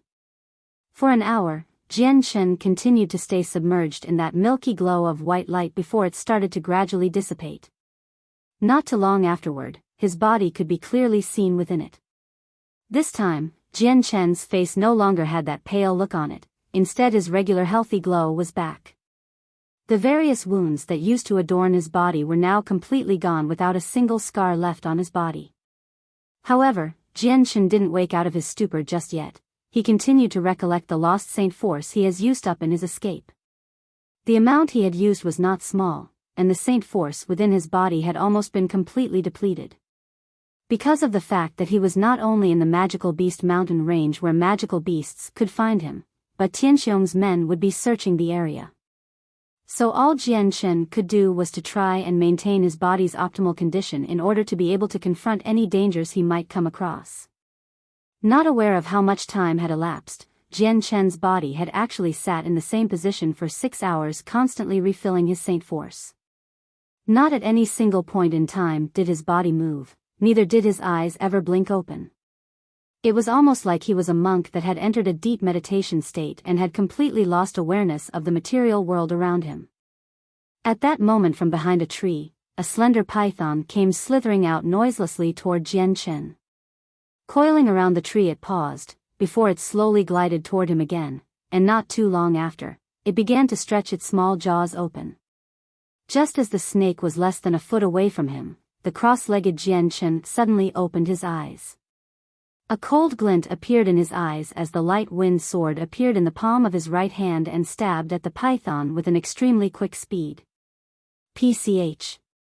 The light wind sword accurately pierced into the area where the heart was located. With such a large amount of sword chi, the python's heart was instantly ruptured. Not even looking at the python, he reclaimed the light wind sword into his body and continued to sit down next to the tree. Closing his eyes, he continued to try to recover his spirit. While it looked like he was in a deep meditative state like a monk, in actuality, he was keeping close track of his environment. In an area where magical beasts roamed about, he didn't dare be careless as he tried to recover his Saint Force. The 4 or 5 foot long python fell from the tree trunk now that it was powerless to stay coiled around it. As it dropped, it released a deep hissing sound before struggling on the ground for a moment before going still. After another 4 hours, Jian Chen opened his eyes once more and stood up on the tree branch. He took out another set of clothes from within his space belt and changed into them. Noticing that it was now dark, he began to think for a while before deciding on leaving the area. Jian Chen carefully looked around himself in case the Tianxiong clan was nearby. At this moment he had fully recovered from his wounds, and even his Saint Force was back to optimal conditions. Now that he was in the Magical Beast Mountain range with its complicated terrain, Jian Chen was confident that if he were to come across Tianxiong Lai again, he would be able to easily retreat, unlike the fight before where it had occurred in open space. Just then, a small rustling sound came from behind. The moment he heard that sound, Jian Chen's heart stopped. He quickly leaped up onto a nearby tree branch that was hidden from view thanks to the leaves. Not too long after, a group of men wearing white slowly came into view. This type of lifestyle is exhausting. Having a group of us head into the Magical Beast Mountain range in order to find just one person without even a single portrait. How are we supposed to look then? One of the white-robed mercenaries complained to the others. That's right, we don't even know what this person looks like. Even if we were to come across him, how would we even recognize him? A bearded middle-aged man said. My fellow brothers, do you know exactly why the clan leader wanted us to look for this man so badly? A person said curiously. I've heard that Tianxiong Kong was killed by this man. Tianxiong Kong is the sole heir to our Tianxiong clan. You tell me, if your son was killed, wouldn't you be furious? Then of course the clan leader would definitely want to catch this murderer. I've heard the Tianxiong clan has already sent 300 of its members into the Magical Beast Mountain range. Among all those people, the weakest members are great saints while there's around 30 saint masters. With the clan leader dispatching that many people into the mountain range, do you think we'll be able to catch the murderer? After all, the Magical Beast Mountain range is huge, and it's hard to say if that man has already escaped from here or not. That can't be said for sure, but according to the news, the murderer had already been heavily injured by the clan leader. In this giant forest, even if he were to escape, he wouldn't get far. The group of mercenaries began to idly talk as if they were taking a stroll instead of hunting someone. Just as these mercenaries walked under the huge tree, the leaves above suddenly swayed as a person darted out with his light wind sword ready to stab into the group below. PCH. Just as these mercenaries tilted their heads up, the sword had already stabbed in between a man's eyebrows. Everyone be careful, someone's attacking. Someone was fast to respond, but before he could even finish his sentence, the light wind sword blurred momentarily before stabbing into his throat.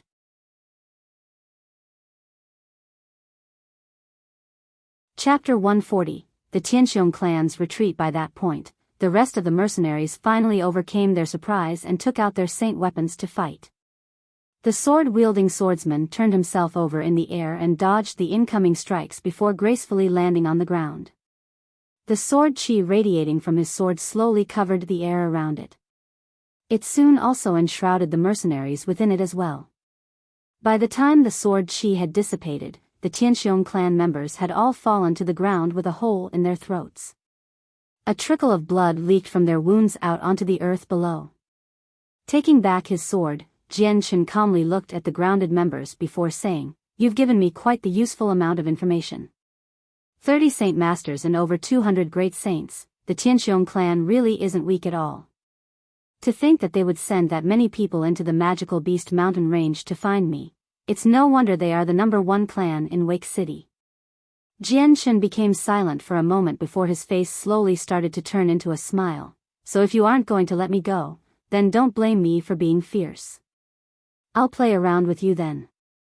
In the blink of an eye, several days had passed, and in the span of those days, Jian Chen had roamed around the place and focused on dealing with the men from the Tianxiong clan. Although Jian Chen normally wasn't one for revenge, he also wasn't one to not fight back. After being provoked and bullied to such a state by the Tianxiong clan, if he didn't make a move, then he wouldn't be able to call himself Jian Chen. Already the amount of people killed by Jian Chen had reached somewhere in the 200 range. Among those, there were 10 Saint Master experts, the rest were all great saints. With a disastrous loss like this, even for the Tianxiong clan, it would be hard to recover from since they had been damaged down to their roots. The Tianxiong clan actually knew this well and clear, but they had taken no steps to remedy it. On the contrary, they had instead taken more members from their clan and had them search the Magical Beast Mountain range in search of Jian Chen's footsteps. Tianxiong Lai definitely wanted to take revenge for his deceased son no matter how heavy a price he would have to pay. The events that had transpired for the past few days had been known to everyone in Wake City. The Tianxiong clan had been the main ruling power for over 10 years, so Tianxiong Lai's reputation could even be said to be very clear. The permanent residential mercenaries and merchants all knew who Tianxiong Lai was and how strong he was. The news that the heir of the Tianxiong clan, Tianxiong Kong, was killed and that Tianxiong Lai had brought a group of ferocious-looking mercenaries into the Magical Beast Mountain range to find the assassin had caused a huge commotion in Wake City. This topic was spoken by mercenaries and merchants alike over a cup of tea and a plate of food. However, whoever was so audacious to kill Tianxiong Kong, no one knew who that person was. The only thing they had known about this mysterious assassin was that he was an extremely young person. Every other detail was unknown. The other clans in Wake City had secretly observed the affairs of the Tianxiong clan. When they realized just how much damage the Tianxiong clan had taken while in the Magical Beast Mountain range, each one of them had begun to prepare their clan to take over and divide up the shares of the Tianxiong clan in the market. The Tianxiong clan had controlled a large part of Wake City, causing every other clan to be incredibly jealous, but some of them had feared the power of the Tianxiong clan, so they had stayed patient. However, now that the Tianxiong clan had come across such an unexpected accident, their power was no longer the same. Many of the clans couldn't let this opportunity pass by them anymore, and began to stretch out with their hands for the Tianxiong clan's profits. In the Magical Beast Mountain range, a group of 20 to 40-year-old worried mercenaries sat in a circle around each other. Clan leader, the situation isn't looking too good here. That brat is as treacherous as a devil and has also gained many experiences about how to hunt in a forest. We are at a disadvantage since he holds an advantage with the terrain and has already shaken us off his trail multiple times. Not only that, but this brat is also very strong. Many of the smaller groups didn't have the strength to kill him at all and eventually were destroyed. Even if his opponent is an expert of the Saint Master, he has been able to go against them all the same. So far the amount of people we brought into the Magical Beast mountain range has been reduced down to half, but I'm afraid that if things continue on like this, the amount of people we will have left would be countable on our hands. A middle-aged man said with concern. That's right, clan leader, that brat is far too cunning. If we group together, he takes on an ambush approach in a way that we don't get to see his face, and the moment we split up, he comes after us one by one. Not only that, but he is as nimble as a monkey in these forests, so we're unable to chase after him. What can we do about that? In our group right now, only my lord would be able to go up against this brat. Another mercenary said with the same amount of worry. Clan leader, right now we are at a disadvantage. It would be best to retreat for now and think things over. A frail-looking person said. Clan leader, right now since we have lost so many members in the Magical Beast mountain ranges, our development in Wake City will be halted. We cannot let that happen. Tianxiong Lai clenched his fist in frustration as his face revealed a hesitant expression. In his heart a fierce struggle was being played. After some time, Tianxiong Lai bit his lips and spoke out, tell everyone to retreat. Yes, clan leader. Upon hearing this order, each and every mercenary revealed a happy expression as their hearts secretly let loose a breath of air in relief. After facing Jian Chen these past few days, not a single one of them wanted to throw away their lives. It was with good fortune that Tianxiong Lai had been accompanying them. In their eyes, they were deeply afraid of coming across Jian Chen without him. A person grabbed onto a bamboo shoot before setting the fuse on fire. With a shrill whistle, the bamboo shoot flew straight up into the air before exploding with a loud bang and transformed into a scarlet fog of smoke that scattered everywhere. Within the depths of the Magical Beast mountain range, there was a group of mercenaries that sat around in a circle and ate some pieces of meat. AI, when this assassin will be captured, I don't know. The amount of casualties our Tianxiong clan has accumulated has already reached over a large amount. 10 Saint Masters have already died. To be able to kill Saint Masters with ease, with us having only the strength of a great saint, I don't know how long it'll be before we become a target for him. As long as we don't come across him, we'll be fine. Otherwise, we won't have a life to return home with. The mercenaries sat around the fire and chattered among themselves with worry. At that moment, a loud shrill sound spiraled into the sky. Hearing that, every single mercenary looked up past the tree canopy to see the blossoming fireworks in the sky, leading to a few mercenaries crying out in relief. That's our Tianxiong clan's retreat signal. One of the mercenaries cried out in joy. We can finally return home. What's everyone doing just standing around? Let's hurry up and go home. Did you guys want to stay around here or something? That assassin could come at any time and slaughter us like livestock. Right, let's hurry up and go. This isn't a place we should stick around. After that, no one was in the mood to eat their food and immediately left the place. Not too long after they left, a shadow dropped down from the trees. This figure was wearing the leather of a magical beast, and already there was the beginning signs of a beard growing on his face. Seeing the group of mercenaries fade out from sight, the figure revealed a sneer. So you want to retreat? That's fine, but just this last time, I hope you let loose one final stream of blood. Whoever offends Jian Chen, will not be able to leave so easily.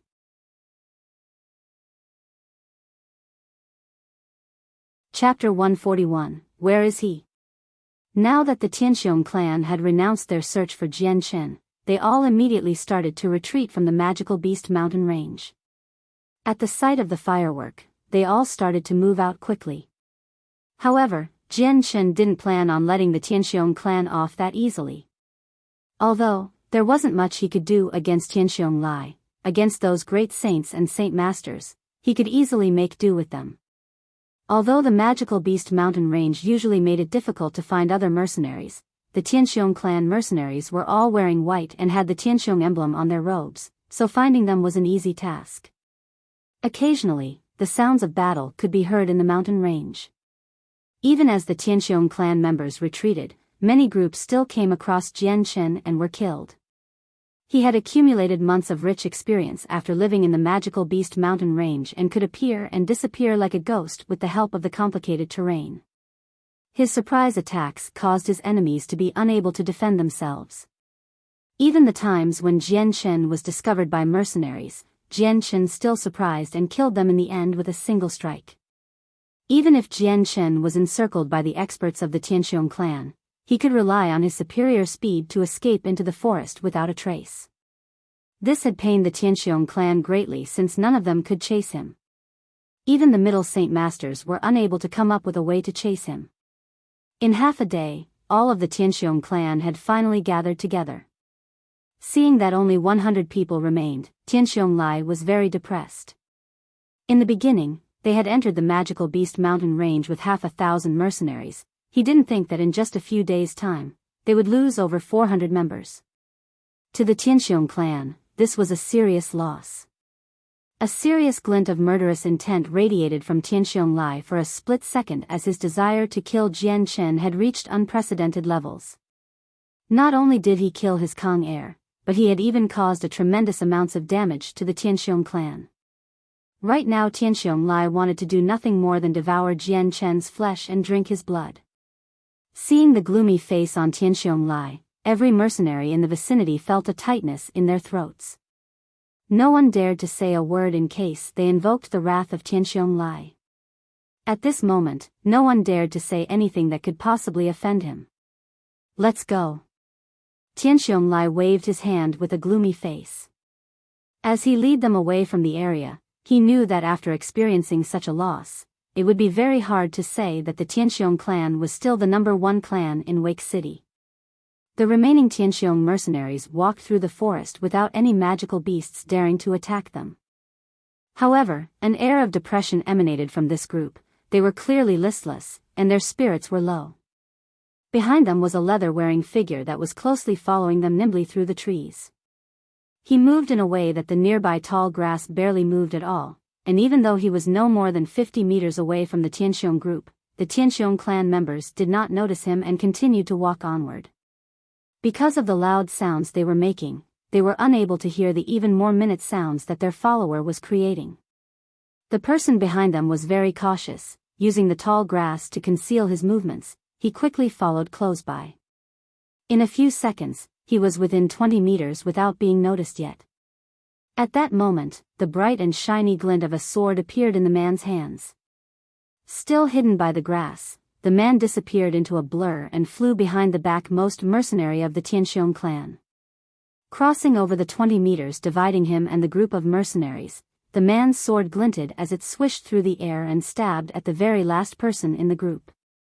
The sword flashed several times as it moved at inconceivable speeds, stabbing through the necks of 5 mercenaries. Without stopping there, his silver sword became a blur once more as he stabbed at the throats of another 3 people in a split second. "Everyone be careful, that man's here." Just as those 8 mercenaries were killed in a lightning-fast speed, one mercenary finally came to the realization that they were under attack and yelled out a warning for everyone. Upon hearing the warning, every mercenary pulled out their saint weapon and stared around themselves. However, just as the first man spoke, the assailant had already retreated back into the foliage just as quickly as he appeared. "Stay still, don't even think about escaping." A roar boomed from behind as Tianxiong Lai leaped forward with his axe in hand. Chasing after the man, the other 20 saint masters then followed suit. Seeing Tianxiong Lai and the other saint masters chase after the man, the remaining Tianxiong clan members let out a breath of relief. Their previously nervous expressions laxed by a large amount as well. For the past few days, they had been terrorized by this man who had killed many of their strong brothers. It was with good reason that they were afraid of him, wondering just when it would be their turn to be the ones on the ground by his hands. Suddenly, just as they let out a sigh in relief, the tall grass split open as a silver sword flew out from it in a brilliant show of light. PCH. PCH. Two mercenaries then fell to the ground with their throats stabbed through. This sudden movement had disturbed many men. The moment they saw this, each and every mercenary there had turned pale with fright. "Everyone be careful, he's here." Before the man could finish talking, a leather-wearing man came out from the dense foliage with his sword at the ready to stab into the nearest person. The remaining Tianxiong clan members all held their saint weapons up. Since they held the advantage with numbers, they all started to spread out in a ring to entrap the invading person inside. Even after being encircled, the leather-wearing person didn't have a frantic expression on his face. Holding his sword in his right hand, he continued to defend himself against the attacks that came at him from every direction. His speed was so fast, it caused his attackers to be speechless, but these men were only at the great saint level, so when it was his turn to attack, they saw little to no opportunity to dodge. Following the continuous string of collisions, the leather-wearing man lashed out with his sword, stabbing into the throats of 5 different mercenaries with a hazy glow of sword chi following his sword. After killing those 5 mercenaries, the man didn't continue fighting. Instead, he opted to run from the encirclement. Entering the foliage, he disappeared without a trace as the remaining mercenaries were powerless to stop him. Not too long after his escape, an Earth-attributed saint force flew into the area as Tianxiong Lai returned with the other saint masters. Looking around the area, all he could see was the corpses on the ground without any signs of their assailant. "Where is he?" Tianxiong Lai roared furiously as he asked the mercenaries there.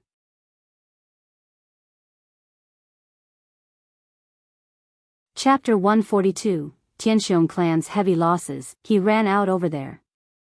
A person pointed to where the man ran off to. Hearing that, Tianxiong Lai turned his glare over to where a mercenary pointed. At this moment, the tall grass was shaking slightly. Because someone had only just recently passed through, there remained a clear trace of someone's trail. Tianxiong Lai returned his gaze over to the dead bodies on the floor with a gloomy face.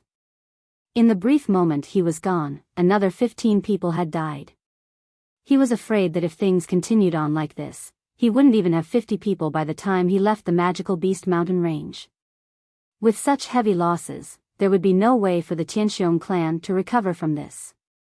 The 20 saint masters that had followed Tianxiong Lai stood behind him silently. Looking at the dozen dead bodies on the ground, every single one of them had a face that was unprecedentedly serious. "Continue onward," Tianxiong Lai ordered. After these past few days, he knew in his heart that in the complicated terrain of the magical beast mountain range, he was completely unable to kill the youth that killed his son Kang Er. If things continued on like this, then his army would be utterly destroyed. For now, the current formation will be changed. Every 5 saint masters will spread out in one group for each of the 4 directions, and the great saints will be in the middle. Maintain this formation while moving forward. Tianxiong Lai spoke. For a youth that wasn't on his level, to reduce him to such a state was an unwashable disgrace. Soon after, the Tianxiong clan followed Tianxiong Lai's change in formation and continued to journey through the mountain range. Now that they had been attacked by surprise once, everyone was extremely vigilant of their surroundings. Their eyes constantly swept around their surroundings, wary of suffering from another surprise attack. Tianxiong Lai stood in the center of the formation with his inner saint force constantly on the move inside his body. He just needed for the youth to appear once more. No matter what the position, Tianxiong Lai would be able to respond quickly. Tianxiong Lai's eyes swept the area in front of him as his ears trembled as he strained them to listen for any close-by movements. "As long as you appear, even if there is a heavy cost, I will kill you," Tianxiong Lai resolved. The group walked through the dense forest slowly. In regards to this killer after them, they didn't dare to move too quickly in case they made noise that would mask over the minute sounds of their stalker. Just as the Tianxiong clan was about to step over the boundary where the tall grass stopped, the figure of a person darted out from the grass, and in a split second, he had stabbed through the hearts and throats of a few mercenaries. "Don't even think about running away this time." Just as that mysterious figure had stabbed into the throats of a few mercenaries, an angry snarl came from the middle of the formation. Tianxiong Li's gigantic earth-attributed axe flew out at him following the figure's movements. At the same time, the Saint Masters in the group immediately leapt forward with their Saint weapons ready to slash at their foe. That man had no desire to fight with everyone. Reclaiming his Saint weapon into his body, he darted out of the group and then out of sight into the tall grass once more. "You all stay here, I will chase after him." Tianxiong Li roared before dashing into the tall grass after the man. This area of grass was tall enough to completely conceal a person within its expanse, and that leather-wearing person was moving through the grass with a nimble and quick speed. Very rarely did he make a sloppy mistake, and he maintained that fast speed without making the tiniest of sounds, as if his body was gliding instead of running. Not a single bit of weight had touched the ground as he ran. It was like he was using the grass for support instead of the ground. "You won't escape this time. If I don't kill you today, then I will never be able to remove this hatred from my heart." Tianxiong Li chased after the man. His speed had already reached the very pinnacle of his limits as the Earth Saint force flew off like smoke from his legs. With his legs constantly stamping across the ground, he was no slower than the man he was chasing. The leather-wearing man began to constantly change directions, and so too did Tianxiong Li, who was following closely behind in the tall grass, yet he was unable to keep his eyes on the figure in front. Every so often he would have to jump into the air. At this moment, a fierce gale blew through the tall grass, creating a crashing sound throughout the area and causing Tianxiong Li, who was chasing after the man, to pale. Stamping off of the ground, he leaped into the air and examined the ground below only to become dejected. He had lost sight of the man's traces. This damnable wind didn't come early or late, instead, it came right on time, so that I lost sight of that man. Examining his surroundings, Tianxiong Li had a face full of resentment, and couldn't help but curse out in anger. Afterward, he leaped into the air once more, unwilling to give up. Looking down, he tried to find traces of the man, but he could not because of the gale that was still continuing to blow, causing all of the tall grass to constantly sway in the wind and making tracking impossible. "I definitely won't let you go. If you're a man, then leave behind your name." Tianxiong Li roared up at the sky. His voice scattered through the air, causing echoes to be heard from far away. Not too long after, a clear laughter could be heard. "Ha ha ha, this one is called Jian Chen. Tianxiong clan, one day I will make another visit, so until that day comes, I hope the clan leader will not worry about me." Jian Chen. Good, good, good. Tianxiong Li swear that even if you escape to the ends of the earth, I will find you. You won't ever escape. Tianxiong Li roared. This time, there was no response. Tianxiong Li couldn't reply anymore, and instead continued to lead the remaining Tianxiong clan members out of the magical beast mountain range. Very quickly they walked away from the grassy areas, and because of that, they no longer came across any surprise attacks. Returning to Wake City, Tianxiong Li immediately traveled to the Mercenary Union and placed a high bounty on Jian Chen of 10,000 purple coins for the capture of him alive, with his details posted under. Right afterward, the entire Wake City exploded with activity once more. 10,000 purple coins. Such an expensive bounty was a never-before-seen event in Wake City history, and a price this high was rare to see in the entire Tianyuan continent. To add on to that, the Mercenary Union had bumped up the mission grade to a rank, making it a special mission. It wasn't restricted to just mercenaries, as this mission was then sent out to the following nations neighboring the Blue Wind Kingdom. Right at this moment, Jian Chen wasn't aware that the warrant for his capture had been put up with such a high price once more. Right now, he was still in the magical beast mountain range washing his body. My current strength should be around the peak Great Saint tier already. These next few days, I should hunt for a few magical beasts in the mountain range and make a breakthrough into the Saint Master level. This way, if I come across Tianxiong Li in the future, I won't be considered a weak opponent to him. Jian Chen thought to himself as he quickly made plans for the future.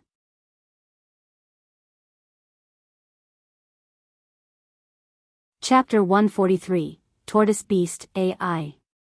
Suddenly, Jian Chen let out a sound of surprise from the water edge.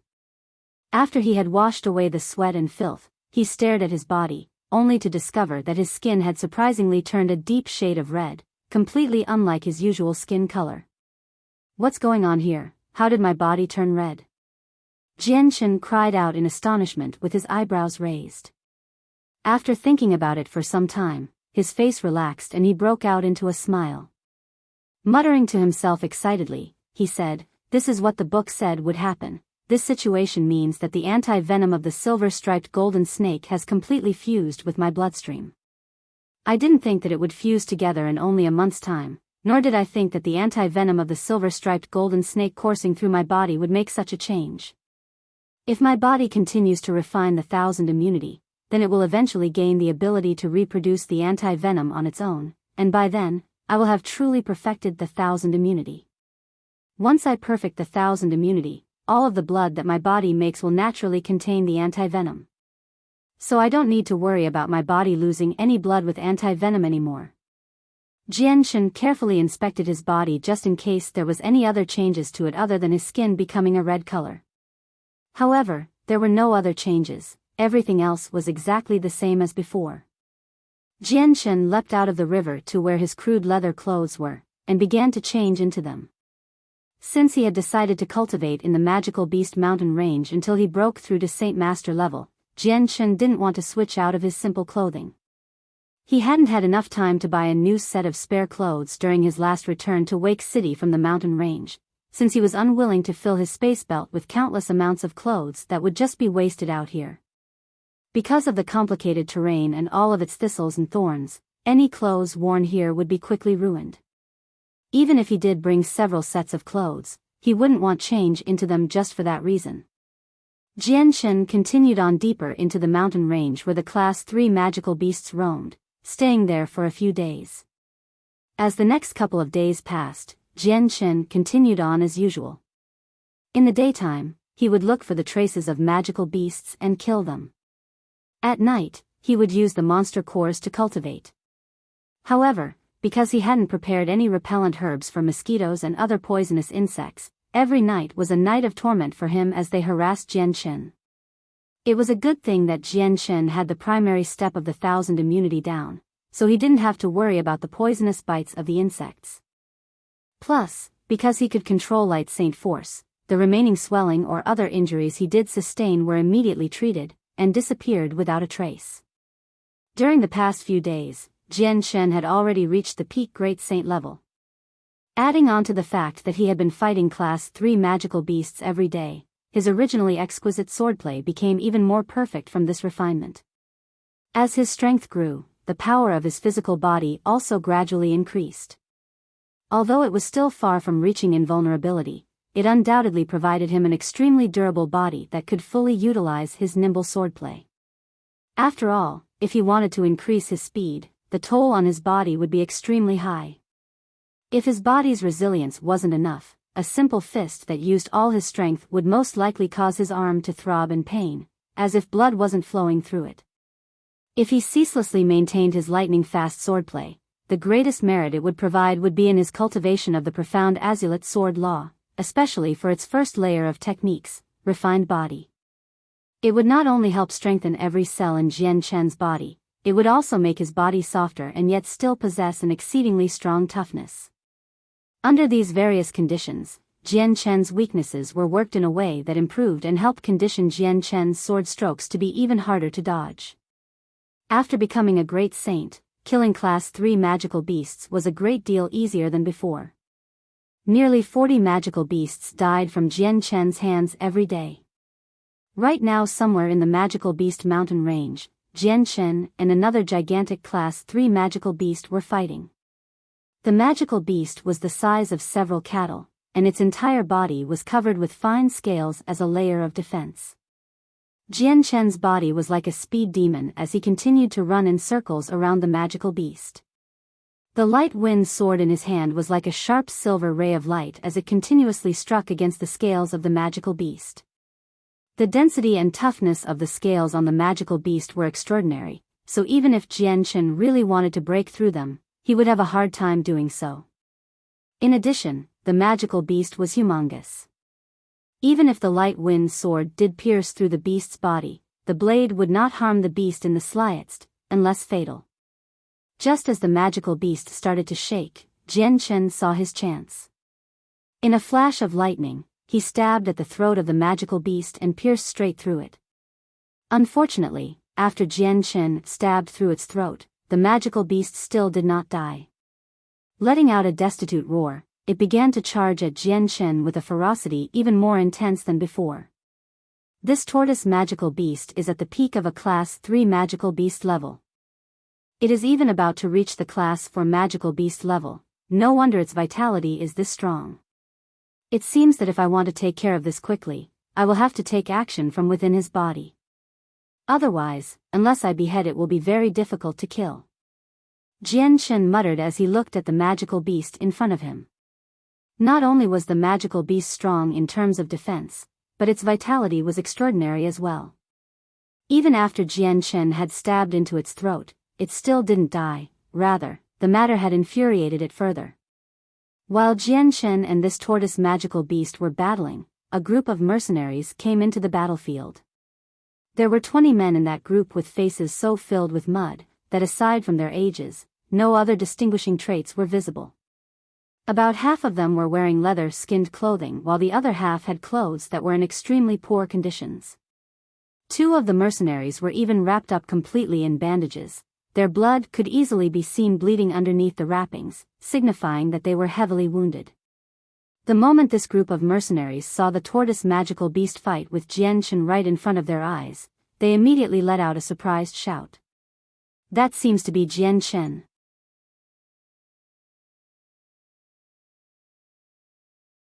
Chapter 144, Black Leopard Mercenaries. Hearing this, the entire group of mercenaries became startled and looked over at Jian Chen with careful eyes. A medium-sized build around the age of 20 years old. Wields a slender-sized silver long sword with rapid speeds while being nimble. Captain, this man resembles the one on the bounty posters put up by the Tianxiong clan in the mercenary union. In my opinion, this is definitely Jian Chen. A leather hide-wearing mercenary said next to another mercenary whose clothes were still intact. That's right, Captain, I'm absolutely sure this person is Jian Chen. The Tianxiong clan has put out a 10,000 purple coin reward for the capture of Jian Chen. If we can capture him, then those 10,000 purple coins will be ours. Another shriveled mercenary spoke. Another man spoke out softly, I can see that this Jian Chen won't be so easy to handle. Do you guys not see how he is single-handedly fighting against that Class 3 magical beast? What are you afraid of? No matter how awesome he is only one person while we are many. Don't tell me you're afraid of a single person. If word of this spreads out, then our Black Leopard mercenaries will have no face left to preserve in Wake City. Another leather hide-wearing mercenary said with a muffled voice. What he's saying is right. Even if he's amazing, he's still only one person. Could it be that our Black Leopard mercenaries are afraid of a single 20-year-old kid? At that moment, a calm-looking person opened his mouth. Okay, everyone stop arguing. Listen to the captain's opinion. After he had finished speaking, everyone had stopped talking and turned to look at the person who was at the front of the group. Out of everyone in the mercenary group, only he could be considered to have clothes that were in perfect condition. He was the leader of the Black Leopard mercenaries. The leader of the Black Leopard mercenaries was very tall at the height of 2.5 meters and had a sturdy build. The hair on his head was cut to a short length on his large face, but it was rather ordinary to look at, and one would have trouble remembering the details of him if asked. He was wearing black robes that only had a few scratches from the thistle and thorns of the forest. The leader of the Black Leopard mercenaries stared closely at the battle between Jian Chen and the tortoise magical beast with a look of hesitancy. After a few moments of unwavering emotions reflected across his eyes, he finally came to a conclusion. No matter how amazing he is, he's still 20 years old after all. He can't be a match for the entire group of ours. Besides, there is only one Class 3 magical beast fighting against him. Let's wait for the beast to consume all of his saint force and deal him some damage before we immediately capture Jian Chen and bring him to the Tianxiong clan for that 10,000 purple coin prize. What a marvelous decision, Captain. This matter is over then, our group will definitely flourish. 10,000 purple coins. Even after splitting it, this will be enough for our entire lifetime. One person sighed happily. After this is over, I will definitely go to Romance City and have Lady Yunxiu serve me for a few days. Another mercenary laughed. Hee, Jelly, every time that brothel from Romance City is mentioned, you begin to drool. It's a shame you have never had the money to enjoy its pleasures. Wait until this is over, then you will be able to take that Yunxiu back home as your wife without any problems. A man with a beard had laughed. Hearing that, the previous mercenary laughed and then stared at Jian Chen almost as if he were staring at a mountain of gold. Ayo. At that moment, a blood-curdling roar came from far away. The mercenaries looked at the origin only to see Jian Chen had stabbed into the tortoise's throat. There was a strong amount of sword qi that not only stabbed into its throat, but straight into its body with an explosive entrance before impacting against its inner organs. The tortoise continued to shriek as its gigantic body froze up and slowly crashed into the ground with a resounding boom. Forward. Just as the tortoise magical beast fell to the ground, the leader of the Black Leopard mercenaries led his group toward Jian Chen with the rest of the mercenaries following straight behind. The expression on Jian Chen's face didn't change at all. Slowly pulling out his light wind sword from the throat of the tortoise magical beast, he walked to the belly of the beast as if nothing were happening, and with a flash of a large amount of sword qi, he thrusted his sword deep into its stomach. Immediately, a large wound appeared on the belly as Jian Chen stabbed deep within. A blood-stained item then flowed out with the blood before rolling to a stop in front of him. Jian Chen crouched down to the bloody earth and wiped the blood off the item, revealing it to be a small crystal. It was the tortoise's monster core.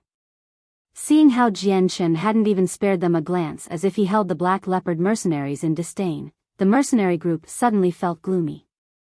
The leader of the mercenary group looked at Jian Chen and spoke. Jian Chen, I cannot determine your age, but you look very calm, especially in a moment like this where you should feel frantic instead. Jian Chen calmly stored the monster core into his space belt before raising his head up to look at the Black Leopard mercenaries to say calmly, Who are you? How do you know my name? Hearing that answer, the Black Leopard mercenaries' leader revealed a small cold smile. We are the Black Leopard mercenaries. As for how we know your name, that's simple. Your name is of well-renown in Wake City especially, everyone knows who you are. Jian Chen scowled slightly. Speak, what is your goal then? Our goal is simple, now if you will kindly go with us. Even before Jian Chen could speak, another mercenary had spoke up. That's right, we only wish for you to come with us. Now be an obedient youngster, and our Black Leopard mercenaries won't treat you too badly. A shriveled mercenary laughed. Jian Chen revealed a cold smile. This one isn't sure where you want to go. Where else? Of course we go back to Wake City. A man said with a muffled voice. Hearing that city name, Jian Chen immediately guessed that this had to do with the Tianxiong clan. And if I don't go back with you? Jian Chen looked at the 20 mercenaries with a calm voice. No matter what angle they looked at him, not a single trace of fear could be seen on it. Hearing this, the members of the Black Leopard mercenaries began to laugh as one of the taller mercenaries took out his saint weapon. It was a 3-meter-long spear. If you don't come back with us, then we will have to take you in by force. Jian Chen, I presume you wouldn't want to feel any suffering. The captain of the Black Leopard mercenaries said. After hearing their leader, every other mercenary began to take out their own saint weapons, causing the air to fluctuate with the saint force as they stalked toward Jian Chen.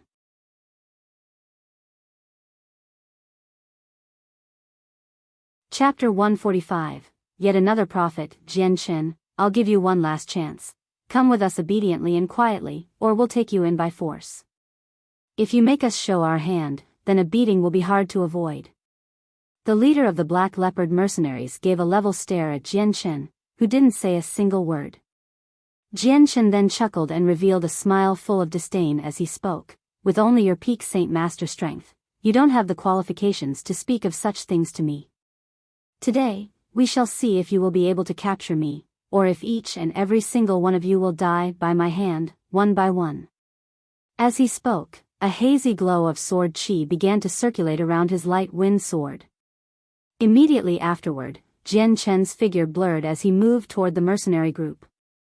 In an instant, he reappeared right in front of the weakest-looking mercenary, and swung his sword with a stunning speed. "You're looking for death. Brat, you're too arrogant." Just as Jian Chen began to move, the other members of the Black Leopard mercenaries all cried out in anger as they charged at him. PCH. PCH. PCH. The instant they took one step forward, Jian Chen stabbed into the throats of 3 mercenaries with lightning-quick speed. Since Jian Chen's attack was so sudden, those of the primary Great Saint level didn't have any time to react at all. Thus, the light wind sword pierced into their throats and ended their lives. Without any hesitation, Jian Chen pulled out his sword and began to fight with the surrounding Black Leopard mercenaries in an intense battle. Although they held the advantage in numbers, the number of enemies that were consistently trying to hit Jian Chen numbered only around 7. The rest surrounded Jian Chen so that he would have no way to escape. At the same time, they would be able to jump in at any time to provide assistance if needed. Among the 7 mercenaries that were fighting Jian Chen, there were 5 Saint Masters and 2 Great Saints. The people of the Black Leopard mercenaries weren't stupid. They knew that a person capable of incurring the wrath of the Tianxiong clan couldn't possibly be weak. Thus, the 5 Saint Masters attacked him at the same time. Jian Chen, however, was handling the 5 Saint Masters and the 2 Great Saints with ease. Previously, when he only had the strength of a middle Great Saint, he had already dared to face the many Saint Master experts of the Tianxiong clan. Obviously, now that his strength had already improved to the peak Great Saint level, he'd have no problem fighting these mercenaries. He was now only one step away from reaching Saint Master level. Although the increase in level from middle to peak Great Saint was a small one in name, Jian Chen's strength had multiplied greatly during this period. Now that he had peak Great Saint powers, the simultaneous attacks from the 5 Saint Masters wasn't as difficult to deal with as his previous experience in Wake City. Jian Chen's sword was unparalleled in speed, striking out in all directions as an offense and defense at the unbelievably fast speed of light. The light wind sword continued to collide with the other Saint weapons, causing metallic clanging sounds to screech out. After each collision, the strong amount of Saint force from the weapons would diffuse through the area, causing dust and smoke to pervade the air. Jian Chen's sword began to speed up even more as it blocked the other Saint weapons. It then flashed out like silver lightning, piercing 2 of the Great Saints' throats. Charlie. Ching Buping. Seeing 2 people die in front of them, the Black Leopard mercenaries let out painful cries at the loss of their 2 Great Saints. Those who had a great relationship with the ones who had just died immediately roared in anger as they charged at Jian Chen. Jian Chen dodged out of the circle the Saint Masters had put up and began to fight intensely with the Great Saints. After a few flashes of his sword, more mercenaries had their throats and hearts pierced, and died as well. "You dare to kill the members of our Black Leopard mercenaries? You're courting death, Jian Chen." The leader of the Black Leopard grew furious after seeing so many people die by the hands of Jian Chen, and he rushed toward to stab Jian Chen with his long spear.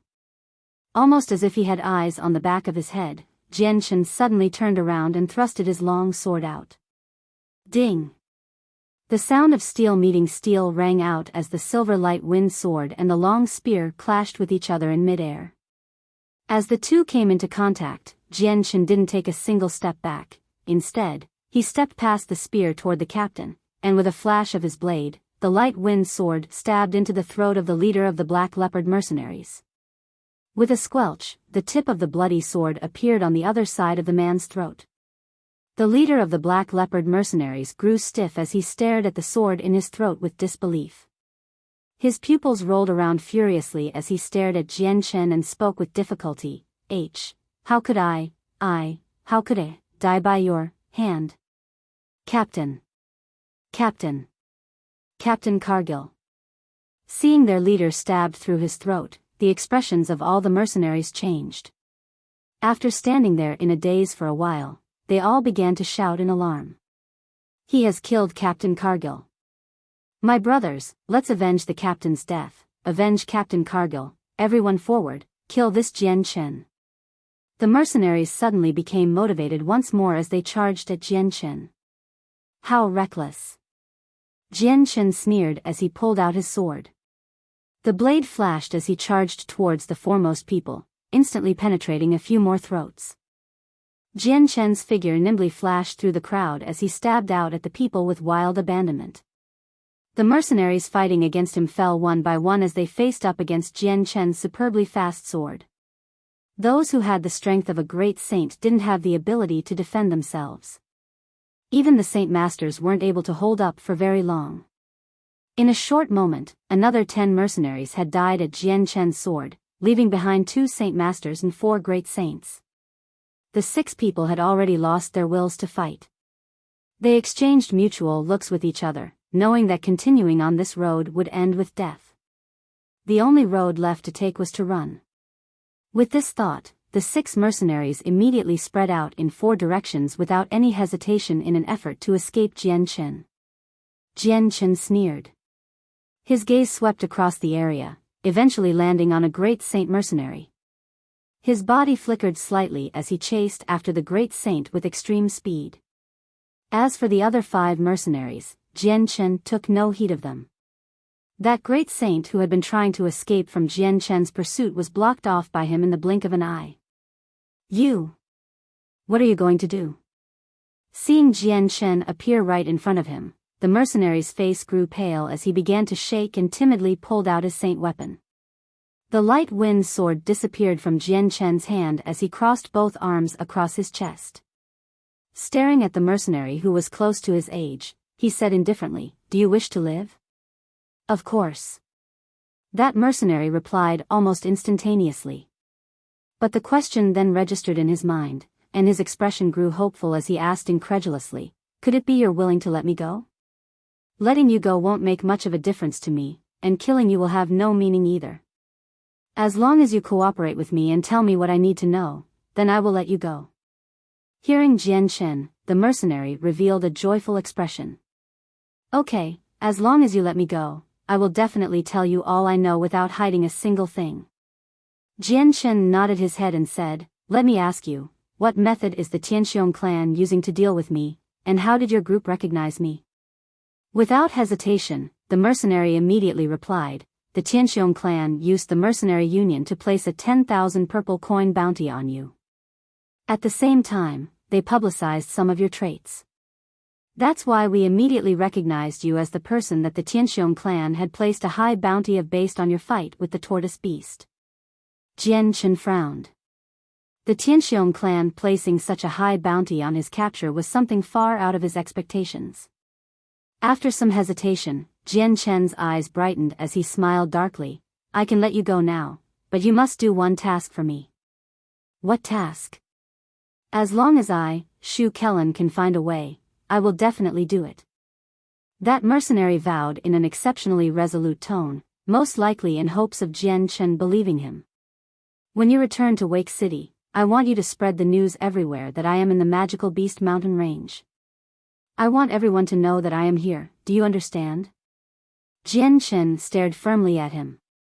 "Understood, I understand." Although he didn't know what Jian Chen was up to, this mercenary still immediately replied to him without asking questions.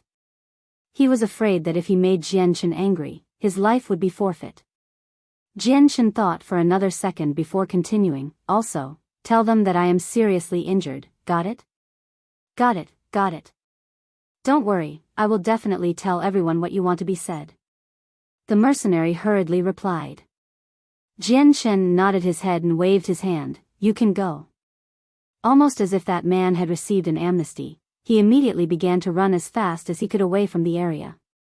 Based on his appearance, it seemed as if he was afraid that Jian Chen would change his mind and take his life in the end. Jian Chen looked at the dozens of corpses on the ground and took their space belts. Walking over to a clean area, he began to take inventory of the things in each space belt.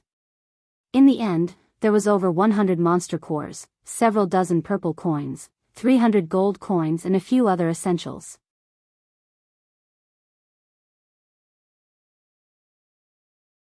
Chapter 146, breakthrough into a Saint Master. Jian Chen looked through all of the monster cores the Black Leopard mercenaries had. Among the 100 monster cores, a great amount of them were Class 3 monster cores and the rest were Class 2 monster cores. Just seeing the amount of monster cores painstakingly collected was proof of how long the mercenaries had stayed in the mountain range. It was a shame that because of their greed, many of them had lost their lives by Jian Chen's hands, and their bountiful harvest of monster cores was taken from them for Jian Chen to use. Their rewards for their painstaking labor had been taken by someone else. Jian Chen happily stored the 100 monster cores into his own space belt. Although he could personally get 20 or 30 monster cores in a single day, these 100 monster cores were not a small amount. With this amount, he would be able to sustain his cultivation for a few days. I hope that mercenary has accomplished the task I gave him. 10,000 purple coins as a bounty isn't a small amount at all. I'm willing to bet many mercenaries will be tempted by it. Jian Chen muttered to himself before revealing an expectant smile. I hope there are enough monster cores in their bags. This will be a great source of profit. The wage for avarice is death. Since they are trying to deal with me as a result of being unable to resist temptation, they can't blame me for being merciless. As he spoke, a flash of murderous intent radiated from Jian Chen. For the next 2 days, I should work hard to improve my strength. Otherwise, if I come across a strong group, even though they may not be able to seize me, dealing with them will be quite difficult. Moreover, I still need to be able to defend myself from peak Great Saint Masters. With my current strength, going against peak Saint Masters isn't a problem, but if I come across a peak Great Saint Master, that could potentially be dangerous. If it doesn't go well, I might have to run away. While Wake City is only a Class 3 city with a few Great Saint Masters, that doesn't mean there are none to be seen. Just like the rarity of phoenix feathers and unicorn horns, nobody can guarantee that there wouldn't be any Great Saint Masters would come at me as a result of being unable to turn down the temptation of 10,000 purple coins. It seems that I need to quickly break through into the Saint Master level so that if I were to fight against Great Saint Master experts, I would still have a chance. After he made his plans, Jian Chen decided to not kill any more magical beasts and instead walked over to the side of a hill, where there was plenty of vegetation growing through the cracks of a steep rock face. Jian Chen walked up to the wall and gently pushed away the tall grass to reveal a hole. This cavern had been discovered by Jian Chen 2 days ago. Taking out a few materials from his space belt, he fashioned a torch and walked straight into the cavern. The passageway was very narrow, only one person would be able to walk over the uneven surfaces. Traces of handprints and footprints could be seen all over the place, showing that this cavern had been artificially expanded. Following the curved, 30-meter-long pathway, Jian Chen finally reached the end of the cavern. The circumference of the dead end was around 10 meters, and it had a height of 3 meters. The ground was very flat, and a stone table and bench sat nearby. 2 days before, when he had just discovered the cavern, Jian Chen had already known that others had stayed in this cavern for quite a while. However, a thick layer of dust covered the ground, clearly indicating that it had been ages since a person had last come here. After inspecting the cavern and confirming the security of it, Jian Chen stuck his torch onto the wall and sat down in the central point of the dead end while taking out a few Class 2 monster cores to cultivate. He was definitely safer in this hidden cavern compared to the open outside mountain range, and it allowed Jian Chen to freely enter a state of cultivation as he pleased. After hunting for a few days in the magical beast mountain range, he had amassed a large amount of monster cores. Adding on to the hundreds of monster cores he had gained from the Black Leopard mercenaries, the amount of monster cores in Jian Chen's possession was enough for him to cultivate for 1 full month. Jian Chen wasn't at all worried about a shortage of monster cores. The energy within the monster cores became absorbed into Jian Chen's body at alarming speeds. The powerful energy gathered around his body, and was already gradually condensing into an extremely weak light. Because of the azure and violet glows within his dantian, Jian Chen's cultivation rate had improved 100 times over, but at the same time, the 2 glows robbed him of his cultivation.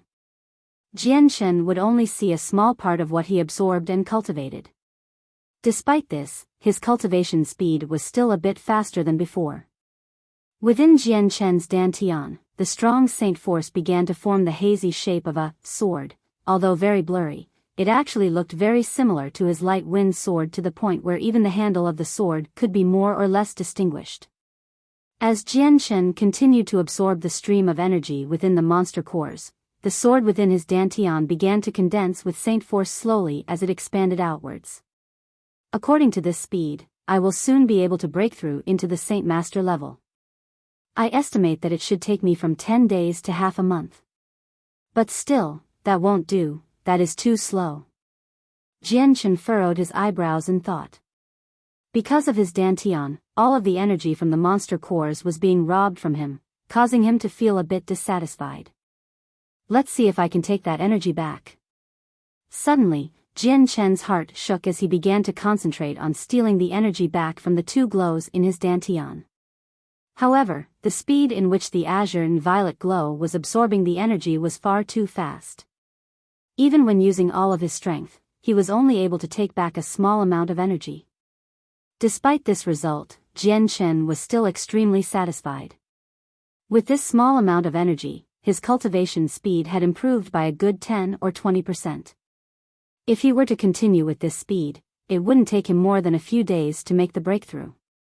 In the cavern, Jian Chen was in a deep state of cultivation, but outside of the magical beast mountain range in Wake City, the entire city was in an uproar. When the news had escaped from the mercenary's mouth, no one knew whether or not it was genuine, but it had still caused every single mercenary to give it some thought. This person had a bounty placed on him for 10,000 purple coins. Although he was in the magical beast mountain range, he was alone and badly injured, so his strength would be sharply declining. This piece of unconfirmable news had made many mercenaries travel to the magical beast mountain range in hopes to confirm it. They had to make sure, since it was 10,000 purple coins, and since the target was only a young man who was barely 20 years old, this was a simple task in the eyes of many people. The only trouble they would have would be to locate him. With a mission that had a target like this, there weren't many people that could resist the temptation of 10,000 purple coins. Despite many people telling them that the target this time was not weak at all and had even caused the Tianxiong clan to take a heavy loss, these mercenaries still had no fear. After a few days of Jian Chen staying in the magical beast mountain range, many cities around Wake City had already heard the news of Jian Chen being seriously injured. Many mercenaries had already begun to rush towards Wake City in huge numbers. Seeing the situation swell up like this, a few of the lone mercenaries who had confidence in their strength and luck looked toward the magical beast mountain range. To them, they would take advantage of this situation for their own advantage. In a flash, 7 days had passed.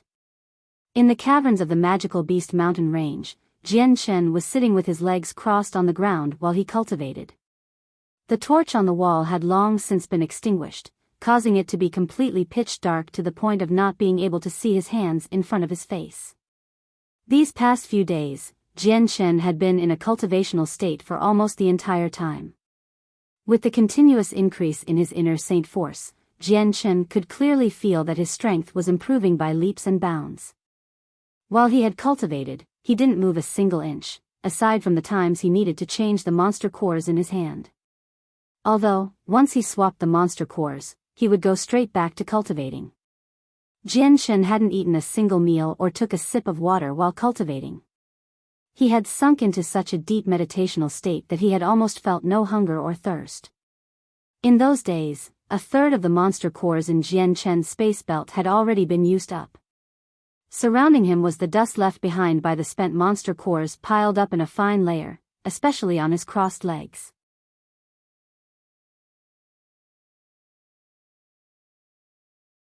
Chapter 147, Identity revealed. At that moment, a wave of intense energy pulsed out from Jian Chen's body. At this hour, his cultivation speed had gone up by another noticeable amount, yet the energy from within the monster cores was pouring out like stampeding horses. It was already too much for Jian Chen to handle, and so the energy floated in the air around him, looking like a dense white cloud of fog. In the cavern, this fog was extremely noticeable as it floated about him. In fact, Jian Chen's body had begun to light up with the fog surrounding him, making his body stand out in the dark cavern. At the same time, all of his pores expanded to a larger size, almost as if they were the mouths of thirsty children. The white mist like fog around Jian Chen then began to be swallowed into his body to be used as an energy source, consumed for Jian Chen's cultivation. As the pores on Jian Chen's body began to swallow the energy around him, he began to also feel a slightly painful sensation within his body. It was almost as if he had multiple insects crawling around his body and taking bites. With such an annoying and irritating sensation like this, any person would feel it deep within their hearts. As Jian Chen sat on the ground of the cavern with a peaceful look, he looked like a monk deep in meditation. Despite his peaceful demeanor, he could still feel the pain within his body. However, if one were to look at him, they would not be able to tell he was experiencing any pain. Meanwhile, within his body the energy that was absorbed through his pores was gathering within his dantian, where it was then absorbed by the sword within it. As the saint weapon absorbed the energy, it began to slowly change in a way that the shape of the sword grew more distinguished. All of the energy it had accumulated had added itself to its strength, and with each second the energy was absorbed, the saint weapon grew in length and size. Right now, Jian Chen was already at the threshold of breaking through into a saint master. This show continued on for 4 more hours until the monster core in Jian Chen's hands started to flicker. Immediately, Jian Chen took out a few Class 3 monster cores and began to cultivate again. Time slowly but silently went by, and not too long after, half of the day had been spent. Within the darkness of the cavern, the hazy figure of Jian Chen could be seen cultivating while the white, fog-like energy grew even more condensed, to the point where it was lighting up like moonlight. At that moment, an intense amount of energy flew out from Jian Chen and reverberated all over the cavern. The energy grew more and more intense as it eventually evolved into a squall that roared throughout the cavern. The dust kicked up everywhere and was scattered by the squall of energy. All of the dust surrounding Jian Chen had been blown in every direction as the white fog swirled around frantically, before finally entering Jian Chen's body. In the blink of an eye, Jian Chen had completely absorbed it all at a pace that was far faster than his original speed. With his current strength, he had finally made the breakthrough from a great saint to a saint master. Just as Jian Chen had made his breakthrough into the next level, the 2 glows within his dantian had suddenly stopped stealing the energy from Jian Chen. Jian Chen slowly opened his eyes from his sitting position when all of a sudden a weak, mysterious glow came out from his eyes. Although it was weak, in the darkness of the cavern, it was very noticeable. Feeling that the saint force within his body was incomparably stronger than it was before, Jian Chen let loose an excited smile. Immediately, he brought out his light wind sword to his hand, which emitted a weak glow of light from its blade that dispersed the nearby darkness. An amazing glow gleamed within Jian Chen's eyes as in the next moment, a large amount of silver light was released from the blade as a strong amount of sword qi appeared. Lunging forward, the light wind sword was thrust through the air as a small amount of sword qi separated itself from the sword and shot toward the cavern walls with amazing speed. Within the dark cavern, that silver glow of sword qi shot out like lightning towards the cavern wall without a sound. The moment it struck against the wall, the sword qi disappeared, but not before leaving behind a hole from its impact. Jian Chen's body wavered slightly as he flew toward the wall like a demon possessed and struck out with his sword. PCH. Following the loud sound, the cliff that was stabbed by the light wind sword seemed almost as weak as tofu. The entire blade of the light wind sword had completely inserted itself into the wall and only the handle could be seen. The moment the light wind sword had stabbed into the wall, Jian Chen hadn't felt the slightest amount of obstructions from the momentum, making him feel as if the wall was a piece of bean curd instead of a stone wall. Although Jian Chen could easily stab into a stone wall in the past, it was not as easy as it was now. Slowly pulling out his sword, Jian Chen's heart was filled with confidence. If he were to go against Tianxiong Lai, although he might not win against him, he would at least be able to put up a good fight. Now that his strength was at the Saint Master level, Jian Chen was no longer worried if he were to come across a group of mercenaries. Even if there was a great Saint Master within their ranks, he would at least be able to run away if need be. Recollecting his light wind sword, Jian Chen dusted himself off from all the dust and ignited the fire once more, basking in the glow of the fire instead of the darkness for once. When Jianshan exited from the cavern, 5 days had already passed. The intense sun was floating high in the sky, indicating that it was noon. Jianshan calmly looked around himself before setting off in a random direction. I hope that mercenary from the Black Leopard Mercenaries did not let me down. Walking into the tall grass-infested forest, Jianshan muttered to himself. Now that he was a Saint Master, his fighting strength was much higher, and within Wake City, there would definitely be very few people that could contend with him. Jianshan began to idly stroll through the magical Beast Mountain Range. In this part of the mountain range, Class 2 and 3 magical beasts often strolled through the area. In the past, Jianshan had to be careful as he walked through this area, but now, as long as he didn't come across another monster on the same level as the golden-striped silver snake, even if it was a Class 3 magical beast, he wouldn't have to worry. Just then, Jianshan's ears trembled as he heard the soft sound of chatter from the direction in front of him. Jianshan's line of sight was obstructed due to the extremely dense vegetation and couldn't see who was talking beyond the trees. Harry, we've been searching this area for days and circled around the magical Beast Mountain Range many times already. And yet we still haven't come across anyone that looks like Jianshan. Do you think Jianshan is still here? What if he already escaped without a trace? Fiji, you can stop your complaining. The magical Beast Mountain Range is huge with wild grass everywhere. Searching for a single person in this place is difficult, surely you understand that. Besides, the reports say that Jianshan is heavily injured. Even if he wanted to run, he wouldn't be able to go far. I'm not even sure if he's currently hiding somewhere trying to heal. That's right, I'm sure that Jianshan's hiding somewhere with heavy wounds not daring to come out. But it's still so troublesome. Many people have already entered the mountain range, and if Jianshan wasn't in a secret hiding spot, he would have long since been discovered by a group of people or even eaten by a magical beast. There's some truth to that, but we better slowly look for now. Even if we don't find him, we'll be able to kill a few magical beasts and take their monster cores to cultivate with. As soon as that last line was spoken, the group pushed past some tall grass and walked out onto the road where they could see Jianshan clearly in front of them. They could see Jianshan wearing animal leather and his face hidden by the accumulated filth of his time on the mountain range. The moment they saw Jianshan, the mercenaries looked blankly at him.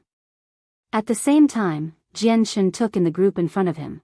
There was a total of 7 or 8 people in front of him with their ages looking to be around 30 years old. Their faces had traces of sweat and filth and their clothes were in a tattered condition, showing that they had been staying in the magical Beast Mountain Range for a few days at the very least. One of the mercenaries walked forward to speak to Jianshan. Fellow friend, judging from your appearance, I presume you've been at the magical Beast Mountain Range for quite some time now. Jianshan's face revealed a smile as he replied, that's right, I've been here on this mountain range for quite a few days. Then I'm not sure if this friend has heard about the most recent news from Wake City. The man asked Jianshan as he looked at him. Hearing this, Jianshan had a thoughtful look to him. This one is not sure if you are talking about the one named Jianshan. Correct, it is indeed about him. It would appear that this friend has indeed come into this magical Beast Mountain Range looking for Jianshan. Judging by your appearances, I presume you've been in the mountain range for longer than we have. But perhaps, do you know any news about Jianshan? The mercenary said. News about Jianshan? Jianshan's smile grew strange as he nodded. You've asked the right person. Indeed, I know the whereabouts of Jianshan. What? You know where Jianshan is? Hearing this, the entire group of mercenaries were startled. Due to the words from this mercenary, everyone adopted a joyous expression on their faces. This was what they had wanted to hear, but they hadn't expected to hear it from this animal hide-wearing mercenary. They didn't think that this question they had thrown out casually would be answered in such a way. Fellow friend, where might Jianshan be? This one asks. A mercenary asked impatiently. To him, Jianshan was like a mountain of gold, and so he didn't bother to think if he had the strength to fight him.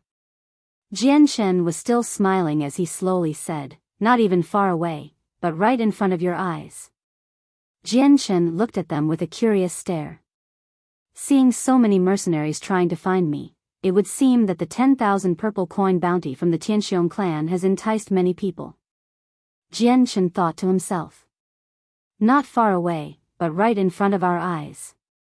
Hearing Jian Shen, the mercenaries all repeated what he said under their breaths in thought. Very quickly the mercenaries came to a realization as they snapped their heads at him and stared in disbelief. What? You're Jian Shen.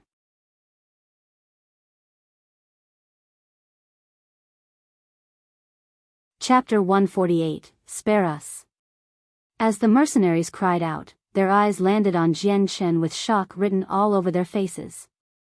Not a single one of them had thought that after looking everywhere in the magical beast mountain range, they would coincidentally come across him. What was more amusing was just how exactly they came across Jian Shen. Another mercenary laughed bitterly as he stared at Jian Shen. I say, fellow brother, you shouldn't joke around in such a manner just in case some idiot believes what you say and drags you off to the Tianxiong clan for the bounty. Hearing that mercenary, the other mercenaries saw the light and began to force a smile as well. The words Jian Shen had said had truly shocked them. Fellow friend, right now Jian Shen's name is infamous around this area. It would be best for you if you refrain from joking around like that again, or else you risk having trouble come looking for you. A mercenary said. Not a single one of them believed that this animal hide-wearing person was the Jian Shen they were looking for. Jian Shen laughed and said, then what would you need to believe that I'm Jian Shen? According to what we know, Jian Shen's saint weapon is a thin long sword and is quite young. Around the age of 20 to be exact. His speed is quite fast, as is his sword strokes, to the point where even a few Saint Master experts aren't able to dodge them. It was said that because these Saint Masters weren't able to dodge his sword that they died by Jian Shen's hands. A mercenary said. A silver sword appeared in Jian Shen's hands. It was his light wind sword. Laughing, Jian Shen said, take a look, the sword Jian Shen uses, is it this one? Hearing this, the mercenaries looked at the light wind sword in Jian Shen's hands with a curious look. AI. Look. This sword here has some resemblance. That's right, it's quite similar, almost exactly the same. Right away, two mercenaries couldn't help but cry out. Hearing those two, the rest of the mercenaries began to grow serious as they looked at Jian Shen, their attitudes toward him slowly changing. You really are Jian Shen. A mercenary stared at the dust-filled face of Jian Shen. As the way things were now, these mercenaries had all came to the conclusion that this person in front of them was the person they had been painstakingly looking for. Jian Shen laughed as he said, that's right, I am Jian Shen. The Jian Shen that has been chased by the Tianxiong clan. Right now, I stand here waiting to see if you can capture and take me back to Wake City for the bounty. Hearing that, the mercenaries began to laugh out loud as they looked at each other before one of the mercenaries cried out, my brothers, surround him. With that command, a mercenary rushed toward Jian Shen while the rest of the mercenaries hesitated for a moment before charging along with him. Surrounding Jian Shen in a circle. Just as Jian Shen absorbed the light wind sword, both of his hands rested against his chest as he looked at the mercenaries surrounding him. With disdain, he said, it would appear that many people were tempted by the 10,000 purple coin bounty, but I didn't think that even great saints would come to capture me as well. Could it be that you didn't hear about how many Saint Masters died by my hand, or do you think your strength surpasses those of the Saint Masters? The mercenaries all looked at Jian Shen with some hesitation as they listened to him, but one of the mercenaries cried out, Jian Shen, you can stop pretending to be brave. Right now, everyone knows that you are heavily injured, so your strength is nowhere near the same level as it was. It would be best for you if you were to come with us obediently, otherwise, don't blame us for being impolite. By that point, don't say that we bullied you. Jian Shen shook his head helplessly as he muttered, it seems that the money has really addled your brains to the point where you don't even care for your own lives. Forget it, I don't feel like speaking with you anymore. Jian Shen then stopped talking before his body shook slightly before appearing instantly right in front of a close-by mercenary. Making a fist with his right hand, he slammed it into the nose of that mercenary without any fancy movements. Ah! The mercenary cried out in agony as he held his nose in pain. Blood began to slowly drip down from it, and before long the entire bottom part of his face was covered with blood. Jian Chen's fist had broken his nose. After breaking that mercenary's nose, Jian Chen didn't stop there. Immediately kicking at his stomach, the man was sent flying back 5 meters. Immediately after, Jian Chen's body disappeared and reappeared right in front of another mercenary with a great amount of saint force circling his leg. With that leg, he lashed out at the chest of the mercenary. Bang! Came the collision. The mercenary didn't have any time to react before being sent flying into the air with blood flying out from his mouth. Jian Chen, what a lowly person you are for using a sneak attack. Everyone forward, take him. After Jian Chen had attacked those 2 mercenaries, the rest of the mercenaries were brought back to awareness and flew at Jian Chen with their saint weapons ready to slash. Jian Chen nimbly dodged the attacks and dashed forward, and with his fists at the ready, he attacked a few of the mercenaries at a rapid pace, causing an endless stream of sounds to be heard. Now that Jian Chen was a saint master, he could easily take care of those at the great saint level without using his light wind sword. Every sword user thought their swords to be extremely important, and many viewed the sword to be akin to their second life. Jian Chen was no exception. Looking at these mercenaries in front of him, if he were to use his sword to kill these mercenaries, it would be like killing a chicken with a cow cleaver. Despite Jian Chen utilizing the art of Chinese boxing, these mercenaries were still powerless to respond. Within a few breaths, they had fallen to the ground with bloody noses and swollen faces. Jian Chen clapped his hands together as he looked at the pained mercenaries on the ground and laughed. Do you still believe you can take me in to get that reward? Lord Jian Chen, please spare us please. We were possessed and seduced to the point of foolishness by the thought of the reward. You must be generous, please spare us this time. A mercenary crawled from the ground and began to bow his head to Jian Chen while pleading in a loud voice.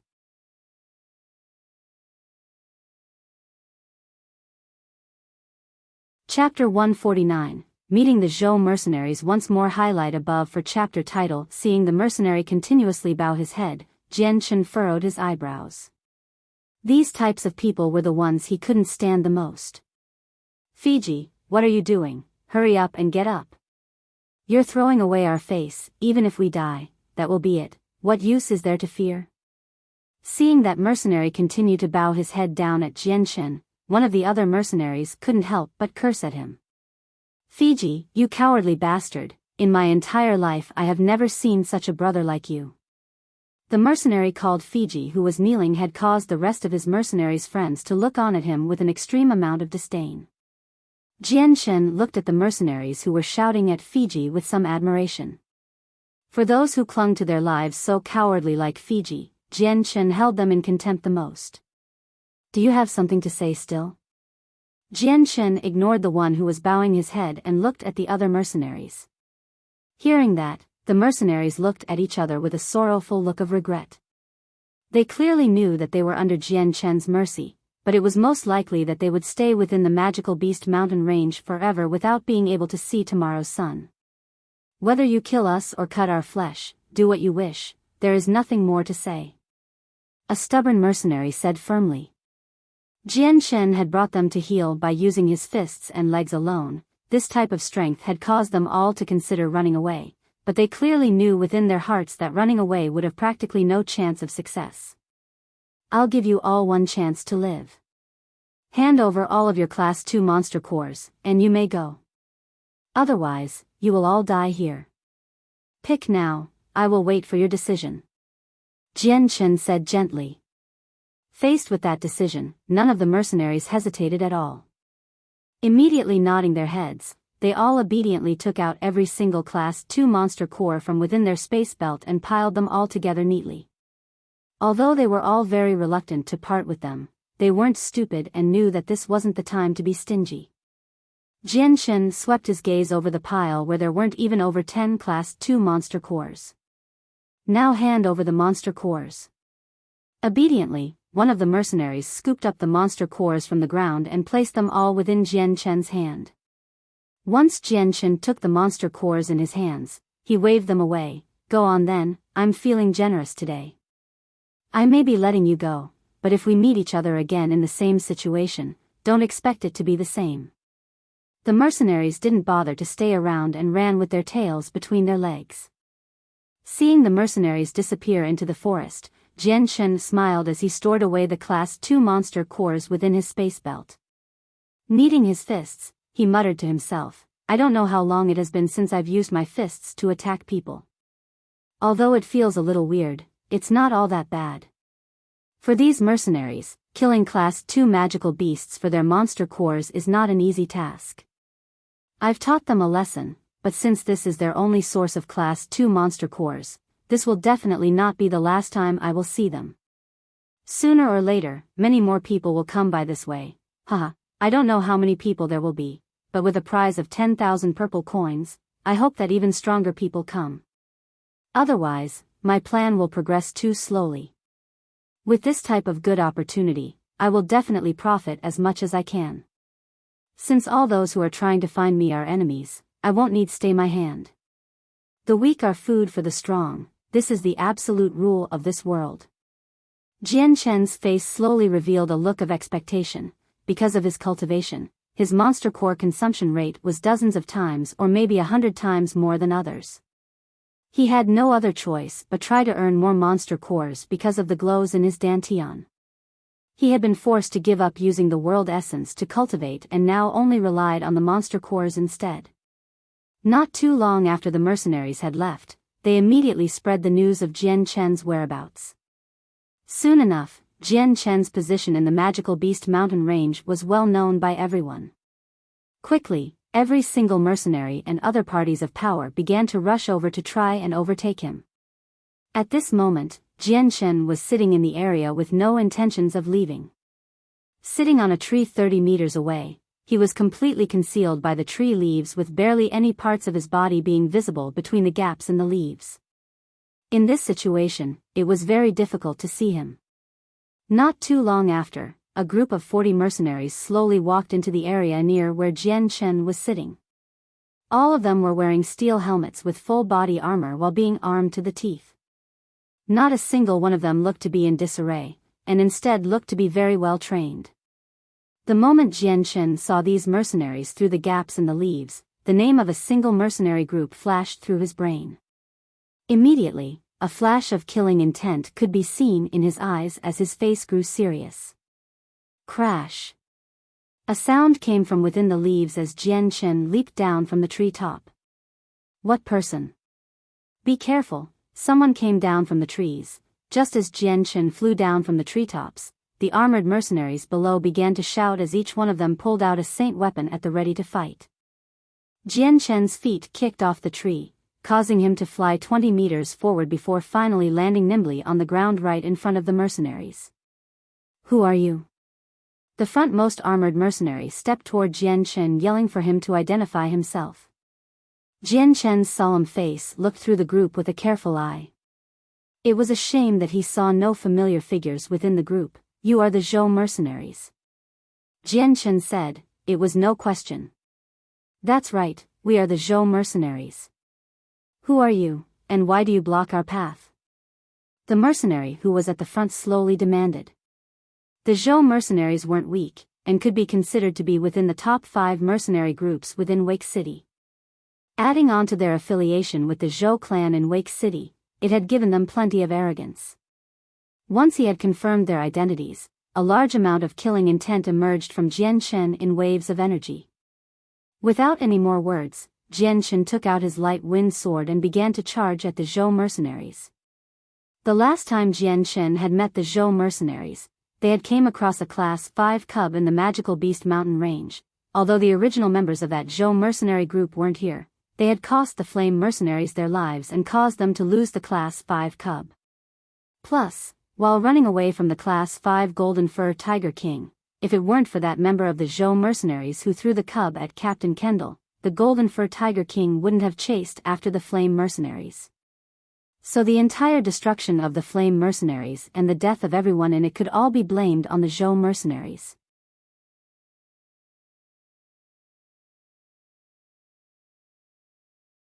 Chapter 150, extermination. Jian Chen quickly closed the 10 meters between him and the Zhou mercenaries. With his light wind sword, he thrust it toward the frontmost mercenary's throat in hopes to kill him. In a flash, the sword had found itself right in front of his throat. Seeing the sword come at him with incomparably fast speeds, the leader's face underwent a drastic change as he realized that he wasn't able to react in time to block with his own saint weapon. Hastily, he twisted the entire top half of his body to dodge this fatal sword strike, and without hesitation, he retreated backward in order to gain some distance from Jian Chen. Even after Jian Chen's attack had failed to land, his face did not waver at all. Continuing onward, he dashed forward toward the other Zhou mercenaries ahead of him and lashed out with his light wind sword and stabbed 4 great saints through their throats in a flash. Their armor was of no use as Jian Chen had speared through the steel metal as if it were tofu. To make a long story short, in the instant that the 4 mercenaries were killed, the other Zhou mercenaries hadn't even had time to react. From the moment Jian Chen had moved his hand to the moment the 4 mercenaries had been killed, the other mercenaries didn't even have time to breathe. "Stay your hand." The first mercenary that had dodged Jian Chen's blade cried out. After seeing how fast Jian Chen had struck out, he had realized how strong he was. He would not be an easy opponent, so at this current moment, there was no way the Zhou mercenaries would want to fight against this person without reason. However, Jian Chen had turned a deaf ear toward him. The Zhou mercenaries were already on the top of his to-kill list. His light wind sword flashed continuously as it wreaked havoc on his surroundings, his blade almost resembling the death god's scythe that reaped the lives of the Zhou mercenaries without mercy. The great saints of the Zhou mercenaries simply had no chance to defend themselves. They weren't able to catch sight of the blade and thus were stabbed straight through the throat. Even the saint masters among the Zhou mercenaries could only defend themselves against a few strikes before Jian Chen claimed their lives with his light wind sword as well. Jian Chen's strength against saint masters was far stronger than it was before his breakthrough now.